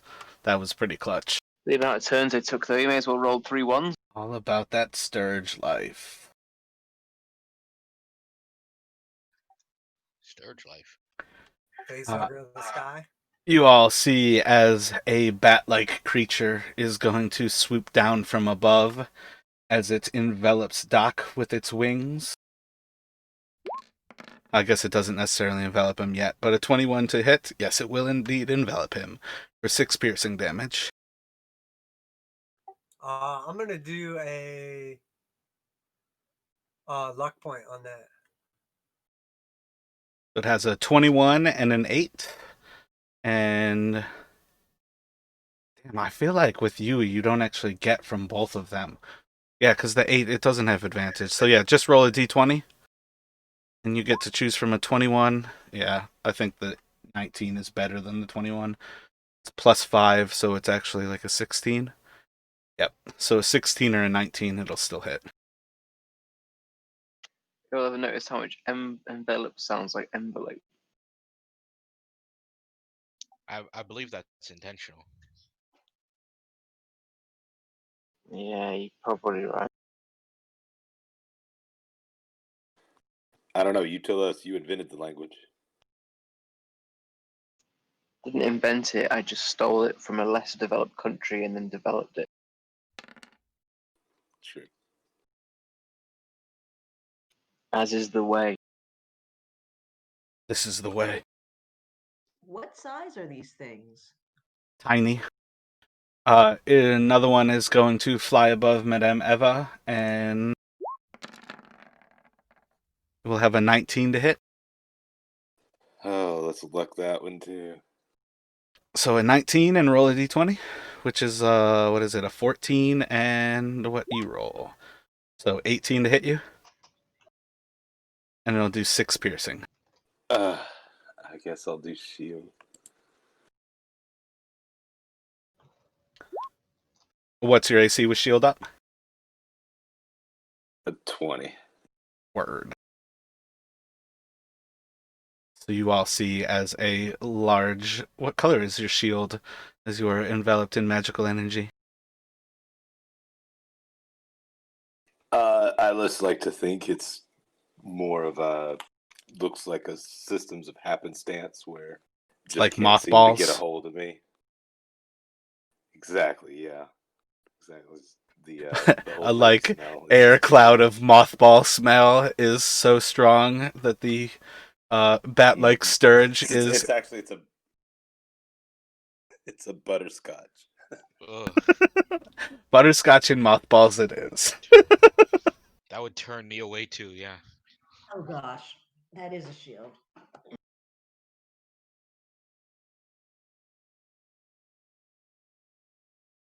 Another one is going to go for Doc. 18 to hit for 6 piercing. I'll use a parry on it. And we'll go to Tynus. As you've Alright. seen 3 of these creatures so far fly overhead. One is currently flying over Arlisle and Vicious. One is trying to attach to the butterscotch flavored Madame Eva. And, oh wait, 2 are actually attacking Doc at present. Sorry, I was away for a second. Did something do damage to me? I see a little thing. Nope, it just flew to you. It was too far away to deal damage. All right. So I will just go ahead and cast.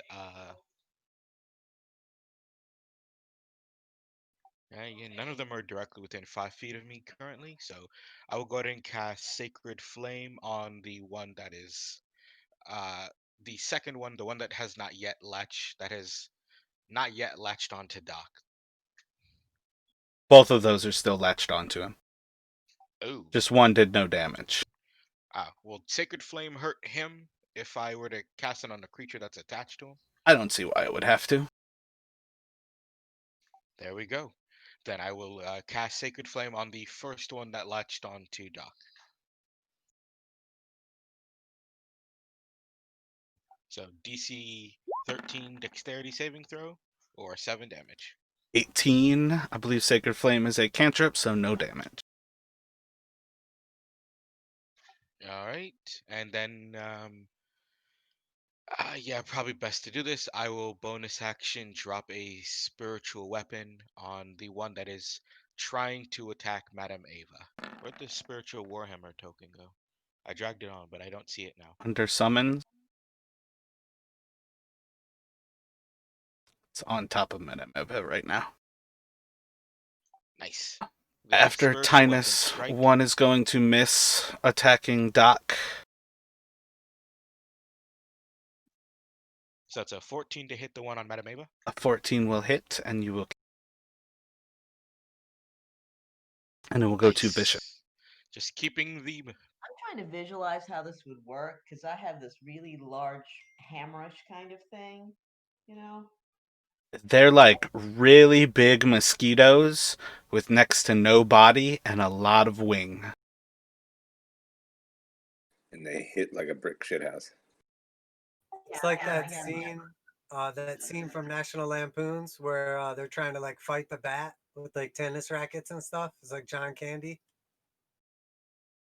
Yeah, that'd be about it. It's more like a ping pong paddle, but large.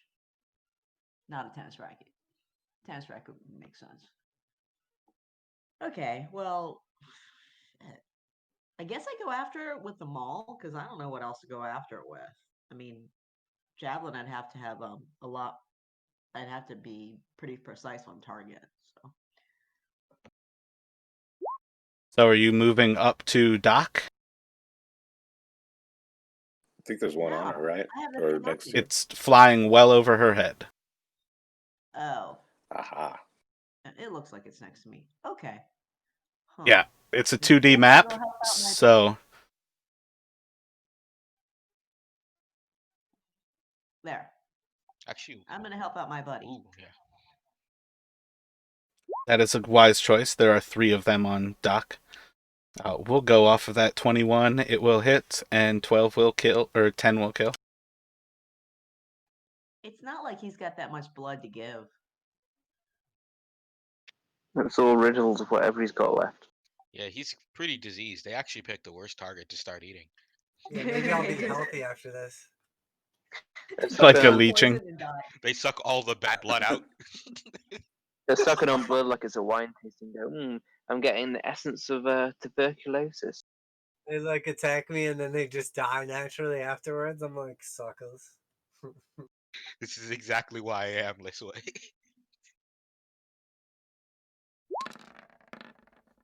13 to hit Vicious, I believe will miss, as another one swoops down on her, and it will go to Arla. I've got cure disease. Does that work on tuberculosis? There was a Tabasco commercial where this guy's sitting on the porch pouring a bunch of Tabasco on a slice of pizza and eating it, and a mosquito bites his leg and then just flies off and explodes. Yeah, that's pretty accurate. Yeah, can I use lesser restoration at level 2 to remove tuberculosis from Doc? Yeah, exactly. There's no disease in this world.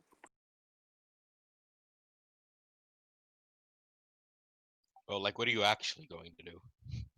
I'm serious. That's what I'm going to do. I'm going to remove tuberculosis from Doc. It's like that scene from Constantine where you just pull your hands out of his lungs. Backstory, deleted. Sorry, Doc. You do not have tuberculosis anymore. Just like that, man. Surprised you've had it for so long and not gone to go and see a glowing man. There you go. You're all better. There's glowing men everywhere in this fucking world, man. You just speak to any of them and just go, hey, I'm poorly, dude.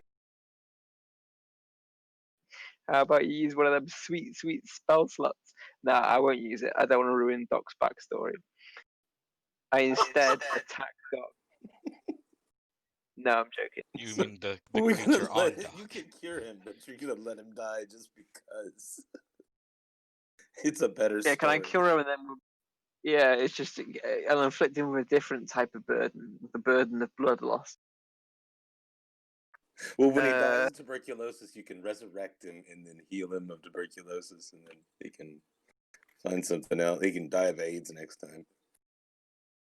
And then he can go and get himself like tetanus or something. Yeah.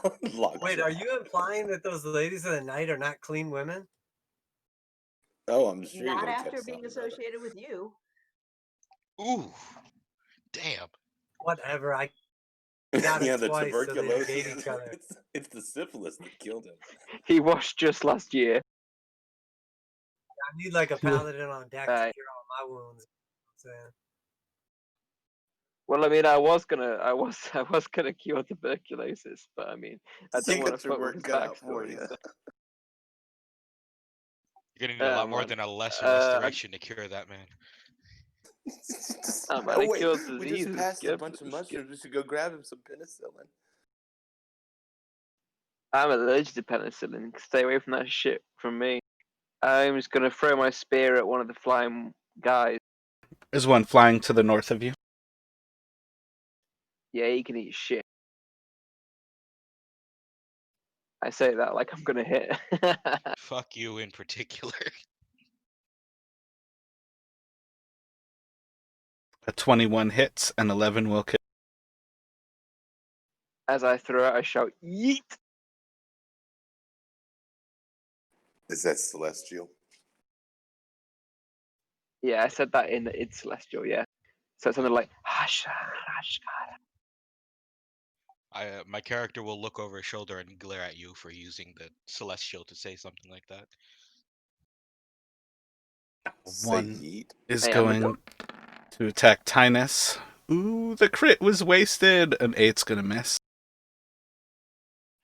I'm a Yeah, golden god, man. I'll say what I want. Shine my shoes. Another on Tynus. 21. Oh, and another wasted crit. 21 for 6 damage. all right. And then Madame Eva. I believe there is one attached to Tynus, one swooping down on Tynus, as well as Vicious, and then Doc has one swooping down and one attached to him right present. All right. I'll grab the one off of Tynus and tear it off of him. Make a strength check.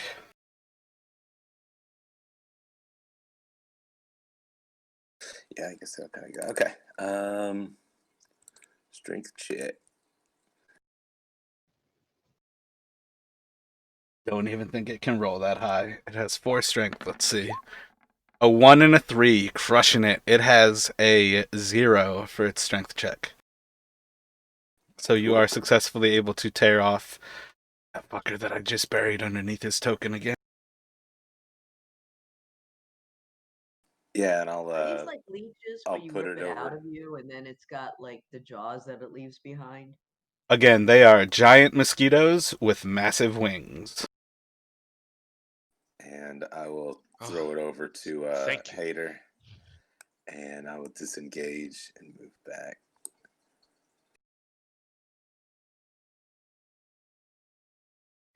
Giant Wait, what? mosquito with You massive were wings. Street. you were using movement to throw the scourge? Oh, no, I was just, I mean, I guess. Okay, I got you. You were just planning for Hater to actually handle it. I thought it was a mechanic that you remove the scourge with an action and you can place it in a square near you. So, yeah, I was going to place it in between. I feel like it would just be the normal grapple mechanic, so I feel like it's your grapple is the attack action. And then I think it would be movement to kind of move with it, and then you could disengage from it to kind of let it loose. But essentially what you just did there was a Yes, grapple exactly. action. Yeah, so yeah, just put it in between Hater and that's fine right there. And then I'll disengage from it. If Madame Eva And was a that was my tavern turn. brawler, that would just make me so happy. Right. Well, she does have a ASI coming up. I don't know why it skipped me. Oh wait, when did you I get was in skipped? initiative.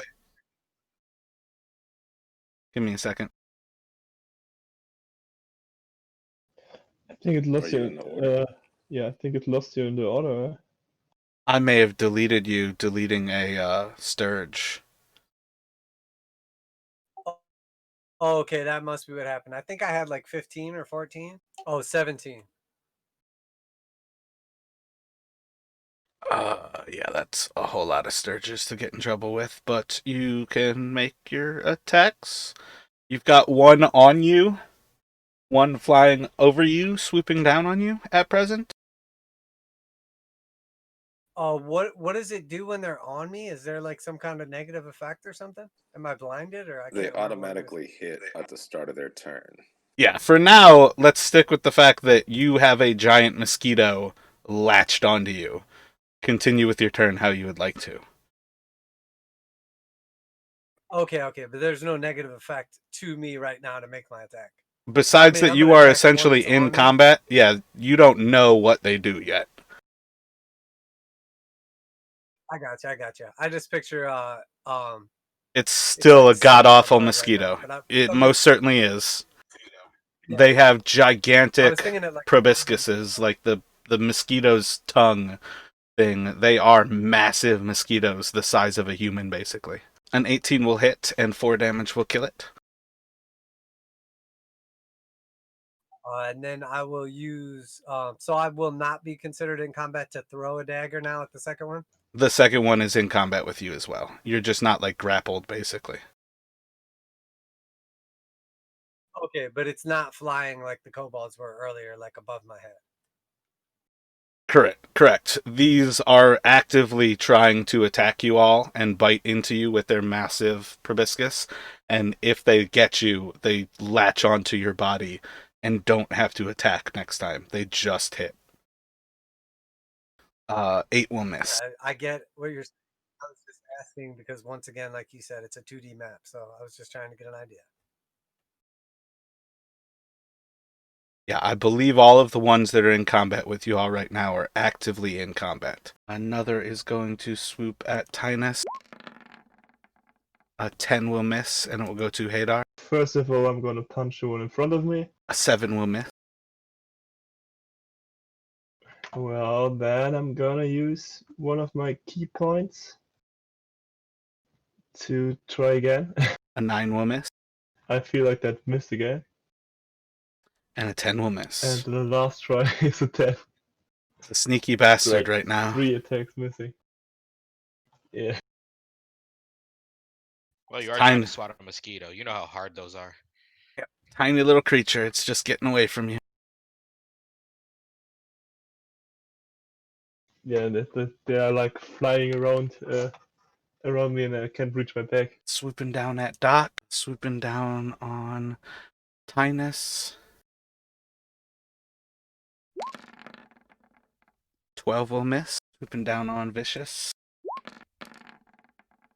23 for 5 piercing damage. Okay, so then this thing's attached to me, right? It is indeed. Lovely. Another will swoop down on Hadar. 21 to hit for 5 piercing. Yeah, that will hit. One going at Doc. The one on Doc was a 13. I believe that will miss, and it will go to Tynus. Of Alright. all of them, I believe only the one now flying over Madame Eva is actively in the air. All the rest of them have either swooped onto someone, which I believe there's one on Vicious and one on Hadar, and I think all the rest are in combat, but at like eye level. Yeah, they're in melee range right now. But for now, Tynus will, with a shout of the word dawn in Celestial, cast Word of Radiance. So, only 1 damage, but still. DC 13 con save for everything around him currently. And then just. They're all stacked. Let's just say the spiritual weapon will attack the one that is. There's one latched onto him right now, right? Not a single one passed the con save, and they have 2 hit points. Oh, wow. Man, if only I could do that again. But yeah, he's gonna swing down with the spiritual weapon on uh the one, I guess. We'll just flavor this and say they are floating directly north of him. I assume they're all just sort of crowded around this general area. Well, like the 3 that are below Vicious are all attacking Vicious. Alright, cool. We'll attack the first one that attacked Vicious, whichever one's below Vicious. Thank you. 12 to hit. 12 will miss. Fair enough. It will And go that'll to be the Doc end from of there. his turn. At least he got to damage. I believe All right, I'll Doc just has. attack. That did 50% of damage to everything. I believe you have 2 on you right now, I'll just Doc. attack clockwise. 11 will miss. 16 will hit and kill that one. I looked up how to say words in Celestial, and I don't think I can do those noises. I believe an 11 will miss Doc, and it will go to Vicious. You have 1 attached to you at present, and then 3 others kind of swarming around. Yeah, I'm not picturing how I can use the maul to unhook it. I guess I can use the hatchet to unhook it. Maybe. I mean, does it? They're make a all huge technically in difference? melee range, so you can smack it. Right, but that okay. You know it doesn't make any sense, right? It's You a can just game. they have 2 hit points, so you can just open hand smack it. I'm gonna try the hand axe. That kind of Just- makes sense to me. An 18 will hit, As you and wish. anything but a 1 will kill, so I think it's an auto kill. Okay. You have 2-weapon fighting. Can you do that again? If I I recall only have correctly, one hand attack. axes are light. You only have 1 hand axe? Fair enough.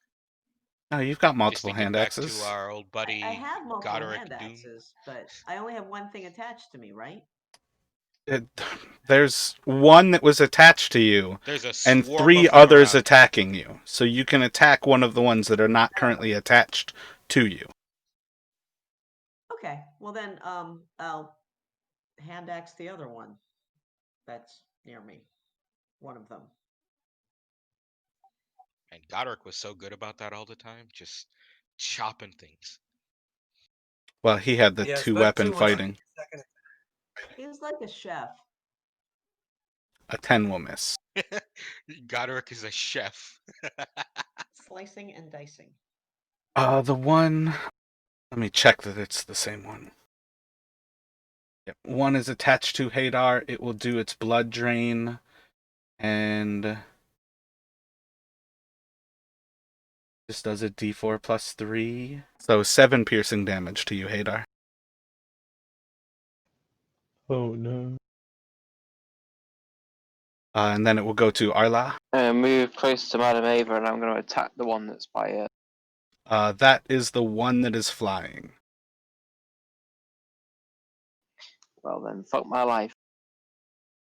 Every other Gonna stay where Sturge I want. in this combat is currently not flying, but that one that flew across the entire battle map. I'm going to javelin that bitch. That works. Imagine someone throwing a javelin at a mosquito. 11 will miss. Doesn't this is work. It's only 11. This is a giant mosquito. And that ends my turn. I catch you all in 15 minutes. Swooping at Vicious again.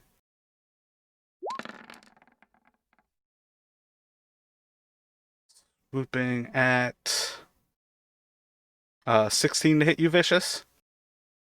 Yeah. For 5 piercing, and then another will swoop at Hadar. 21 for 7 piercing. Well, I'm down. And it will go to Madame Eva. I think it's time for a new character. He's not dead. No, No, it no. isn't. I can see to that. It's Make just him dead, that is. knocked out. Let's not make him dead. I'm the golden god. I choose who lives and dies. So far, you've killed 1 kobold. You're And even that, I very, feel like very nice to people you let live. Yeah, he's choosing that they live. and that's my point, is that I consistently miss, but then when I hit, ooh wee, that 1 time out of 10, it's gonna be a good one. It was a good. We saw that. It was a very good instant kill hit. Didn't I kill a mosquito before with javelin? Oh feel yeah, like you you did. hit So one you with your killed 2 javelin. things this game. You've done a total of 7 Yeah, so damage. I hit 1 time out of 5 then. That's pretty good. It is Yeah, not pretty good. in touch 1 hit out of range with you, 5 is Madame good. Eva. Mosquito. Oh, it's not. Oh, No, okay. that So I one don't is even need flying. to. Okay. Well, I guess I would just make it a firebolt then. So it'd probably hit the same. Yeah, so that would end up missing just with the same dice roll. But yeah, you don't. It doesn't take anything to disengage from it or anything either. Are these stairs hard to go up now since they're slippery to fall down? You already know that they are trapped, but it does not mean that you have found all of the trapped positions on them. Gotcha. That's fine. I won't even risk it. That's my turn. But I feel like you would have at least vaguely noticed that after you came down, Vicious fell from a false step as well. Makes sense. Yeah. No, I wouldn't run away from this party anyways. I love them so much. Another one is going to swoop over at Doc 15. And then to Hadar. I will roll the death save. A whole bunch of sturge. So 1, let's see. It's going to swoop down at Vicious.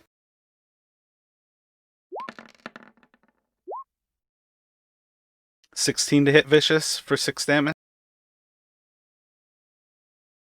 Sure. 1 at Tynus. 19 for 6 piercing. I will channel my blinding light to give that disadvantage. I believe is a you have to reaction. do that when something is targeting you. Oh, it says when it attacks, so I thought I had to do it after the attack was done. My bad. My bad on that. You can Noted warding for the flare it future. anyways, How and much? it still attacks you. These Fair enough. creatures cannot be blinded. But Oh, again, you didn't that know is that. one of those Oh, things that where when I sucks. say 1 at Tynus, you have to interject then before I say whether it hits. Because it is a reaction to Gotcha, something gotcha. attacking you, not whether it hits or anything. You give it a disadvantage on the Gotcha. actual attack. Makes sense. All right. Noted for future reference. How much damage it do? 6 piercing. Okay. And then these creatures in particular have blind sight. Oh wait, no, I'm reading that wrong. My Oh bad. wow. They have dark vision. That's not the same. Very not. You cannot take the damage, as it's the first time you've warding flared. Woo. Going forward, I know now. When you say something targets me, warding flare. That seems bad for the people near you, though. No, it's very particular at something that is attacking him. It's his actual. It's almost like he's shining a really bright flashlight in its eyes. Okay, all right. And I see this picture you posted. It's got 4 wings and 4 legs. Yeah, Oh, they're that not looks friendly looking creatures. ugly. Yeesh. I was imagining like the normal spindly kind of thing that mosquitoes normally look like. This thing is way worse. Yeah. Our friend from last week was still trying to make friends with him though. 24 He to would hit have definitely tried Vicious to for befriend me. 5 piercing. Wait a minute. This keeps going. There's 2 more in the turn order as you can see it. Though that's technically meta knowledge. Back at Madame Eva for 24 to hit for 4 piercing. We've fought so Oh, many that'll get things me. in this part. And then on to Tynus. You've got 1 attached to you, and you see Hadar down on the ground. I believe there's 1 attached to Vicious. And then another attacking Vicious, and another attacking Doc, and 1 or 2 attached to Hadar. Oof. Yikes. Well, we'll definitely once again word of radiance to try to get all the ones that are around me and vicious. Yeah, if they fail that, they will die. And then we will bonus action healing word to bring up Hadar. Hey man, stealing my thunder, bro. You're not the only healer in the party anymore. For which we are grateful. That's cool. I can let this guy die. Right? Hadar comes back up with 7. Back. You're back, baby. Did any of those mosquitoes die?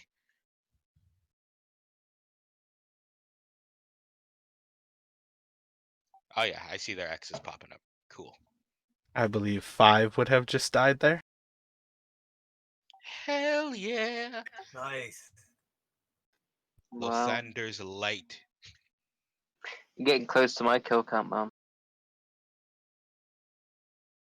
I think I'm So they like explode and splatter I'm all threatening our it. blood everywhere. And to Doc.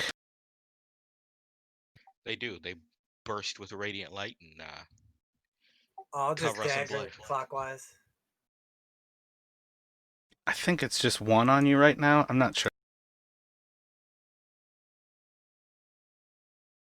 Okay, I'll smack the one that's on me, and then can I see any Yeah, other 16 will hit and kill. There are 2 on Doc and 2 on Hadar and 1 on Menemeva. All right, I'll close one of my eyes and look down. Wait, where's Ava at on the map? Oh, way back Yeah, over I'm there. way back. Okay, yeah, I'll close one of my eyes and I Take the will shot. look over at Madame Ava and say, "Heals to nothing." 50% to hit Menemeva, and it misses. Tinus Grab claps. that dagger for me, darling. That was an excellent dagger throw. I've never seen one fly so straight. And it will go to Vicious. After this combat, I'd like to spend 3 days burying all the bodies. You're gonna bury every mosquito body and every kobold body and jeez. All mosquitoes matter. Make sure you speak for the entire party without consulting them first as well every time you open your mouth. To parlay with them because I'm not sure that they're adversaries. Yeah, I'll these go could have just. around and I'll cast repose. Hey, Was it when you something all say, repose? I'll see you in 15 minutes, having random table talk, though it's definitely comedic, is definitely part of it as well. There's got to be a middle ground of rushing through combat and having conversations like potentially after a session or actually things that you're saying in character. But it is on Vicious to progress forward with the combat. All right. Yeah, sure. So let's see. So it doesn't look like anything is actually attached to me anymore. Nope, there are 2 on Hadar and 1 on Menemeva. I blew him up.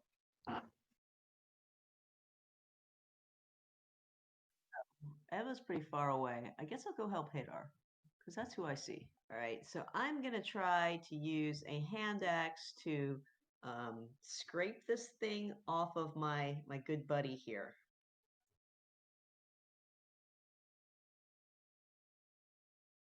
A 14 will hit and 5 will kill.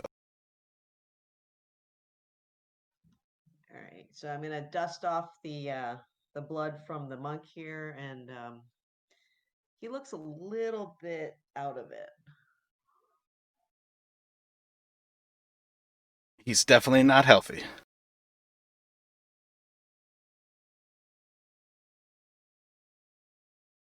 So that's it. And other one attached to him will blood drain again, dealing 5 piercing damage to Hadar. I'm alive.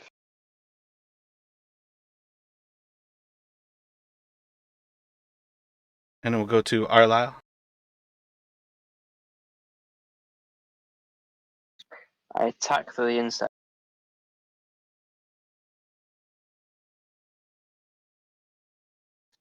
You still there?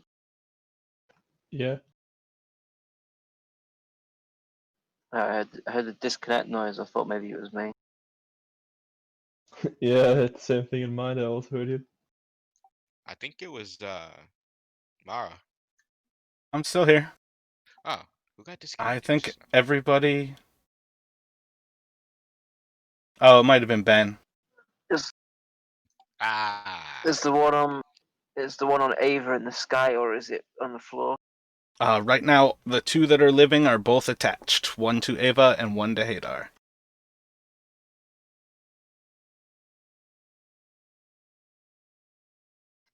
And stab the one on Ava.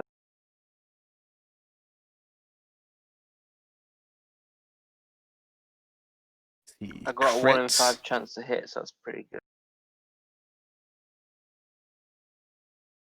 23 will hit and kill. I did it. It's increased my hit ratio to 1 in 3. That's really good.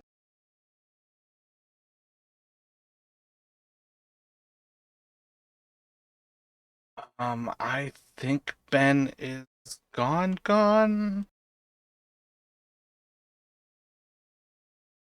But he lives on in our oh memories. yeah, we're a little Was bit he over attacked by time a now. mosquito? I'm just gonna have Ben frostbite.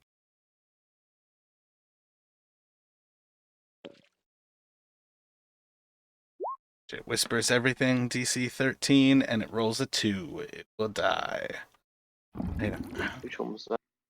The one on Hadar. The last Right. one. So, yeah, I think overall that's as good as anywhere to end things for you all here. You have waded through the Yeah. entrance tunnel of this cave. Have discovered much of the potentials that it has to offer. Um, I think at present point, you guys can certainly rest assured that while the cult seems to have moved out of this area, they have not left everything. There have been at least a few cultists who seem to be a little bit more fanatical than most of the ones that you saw in Greenest. Seen plenty of kobolds and other wild beasts as well. And we will end it here.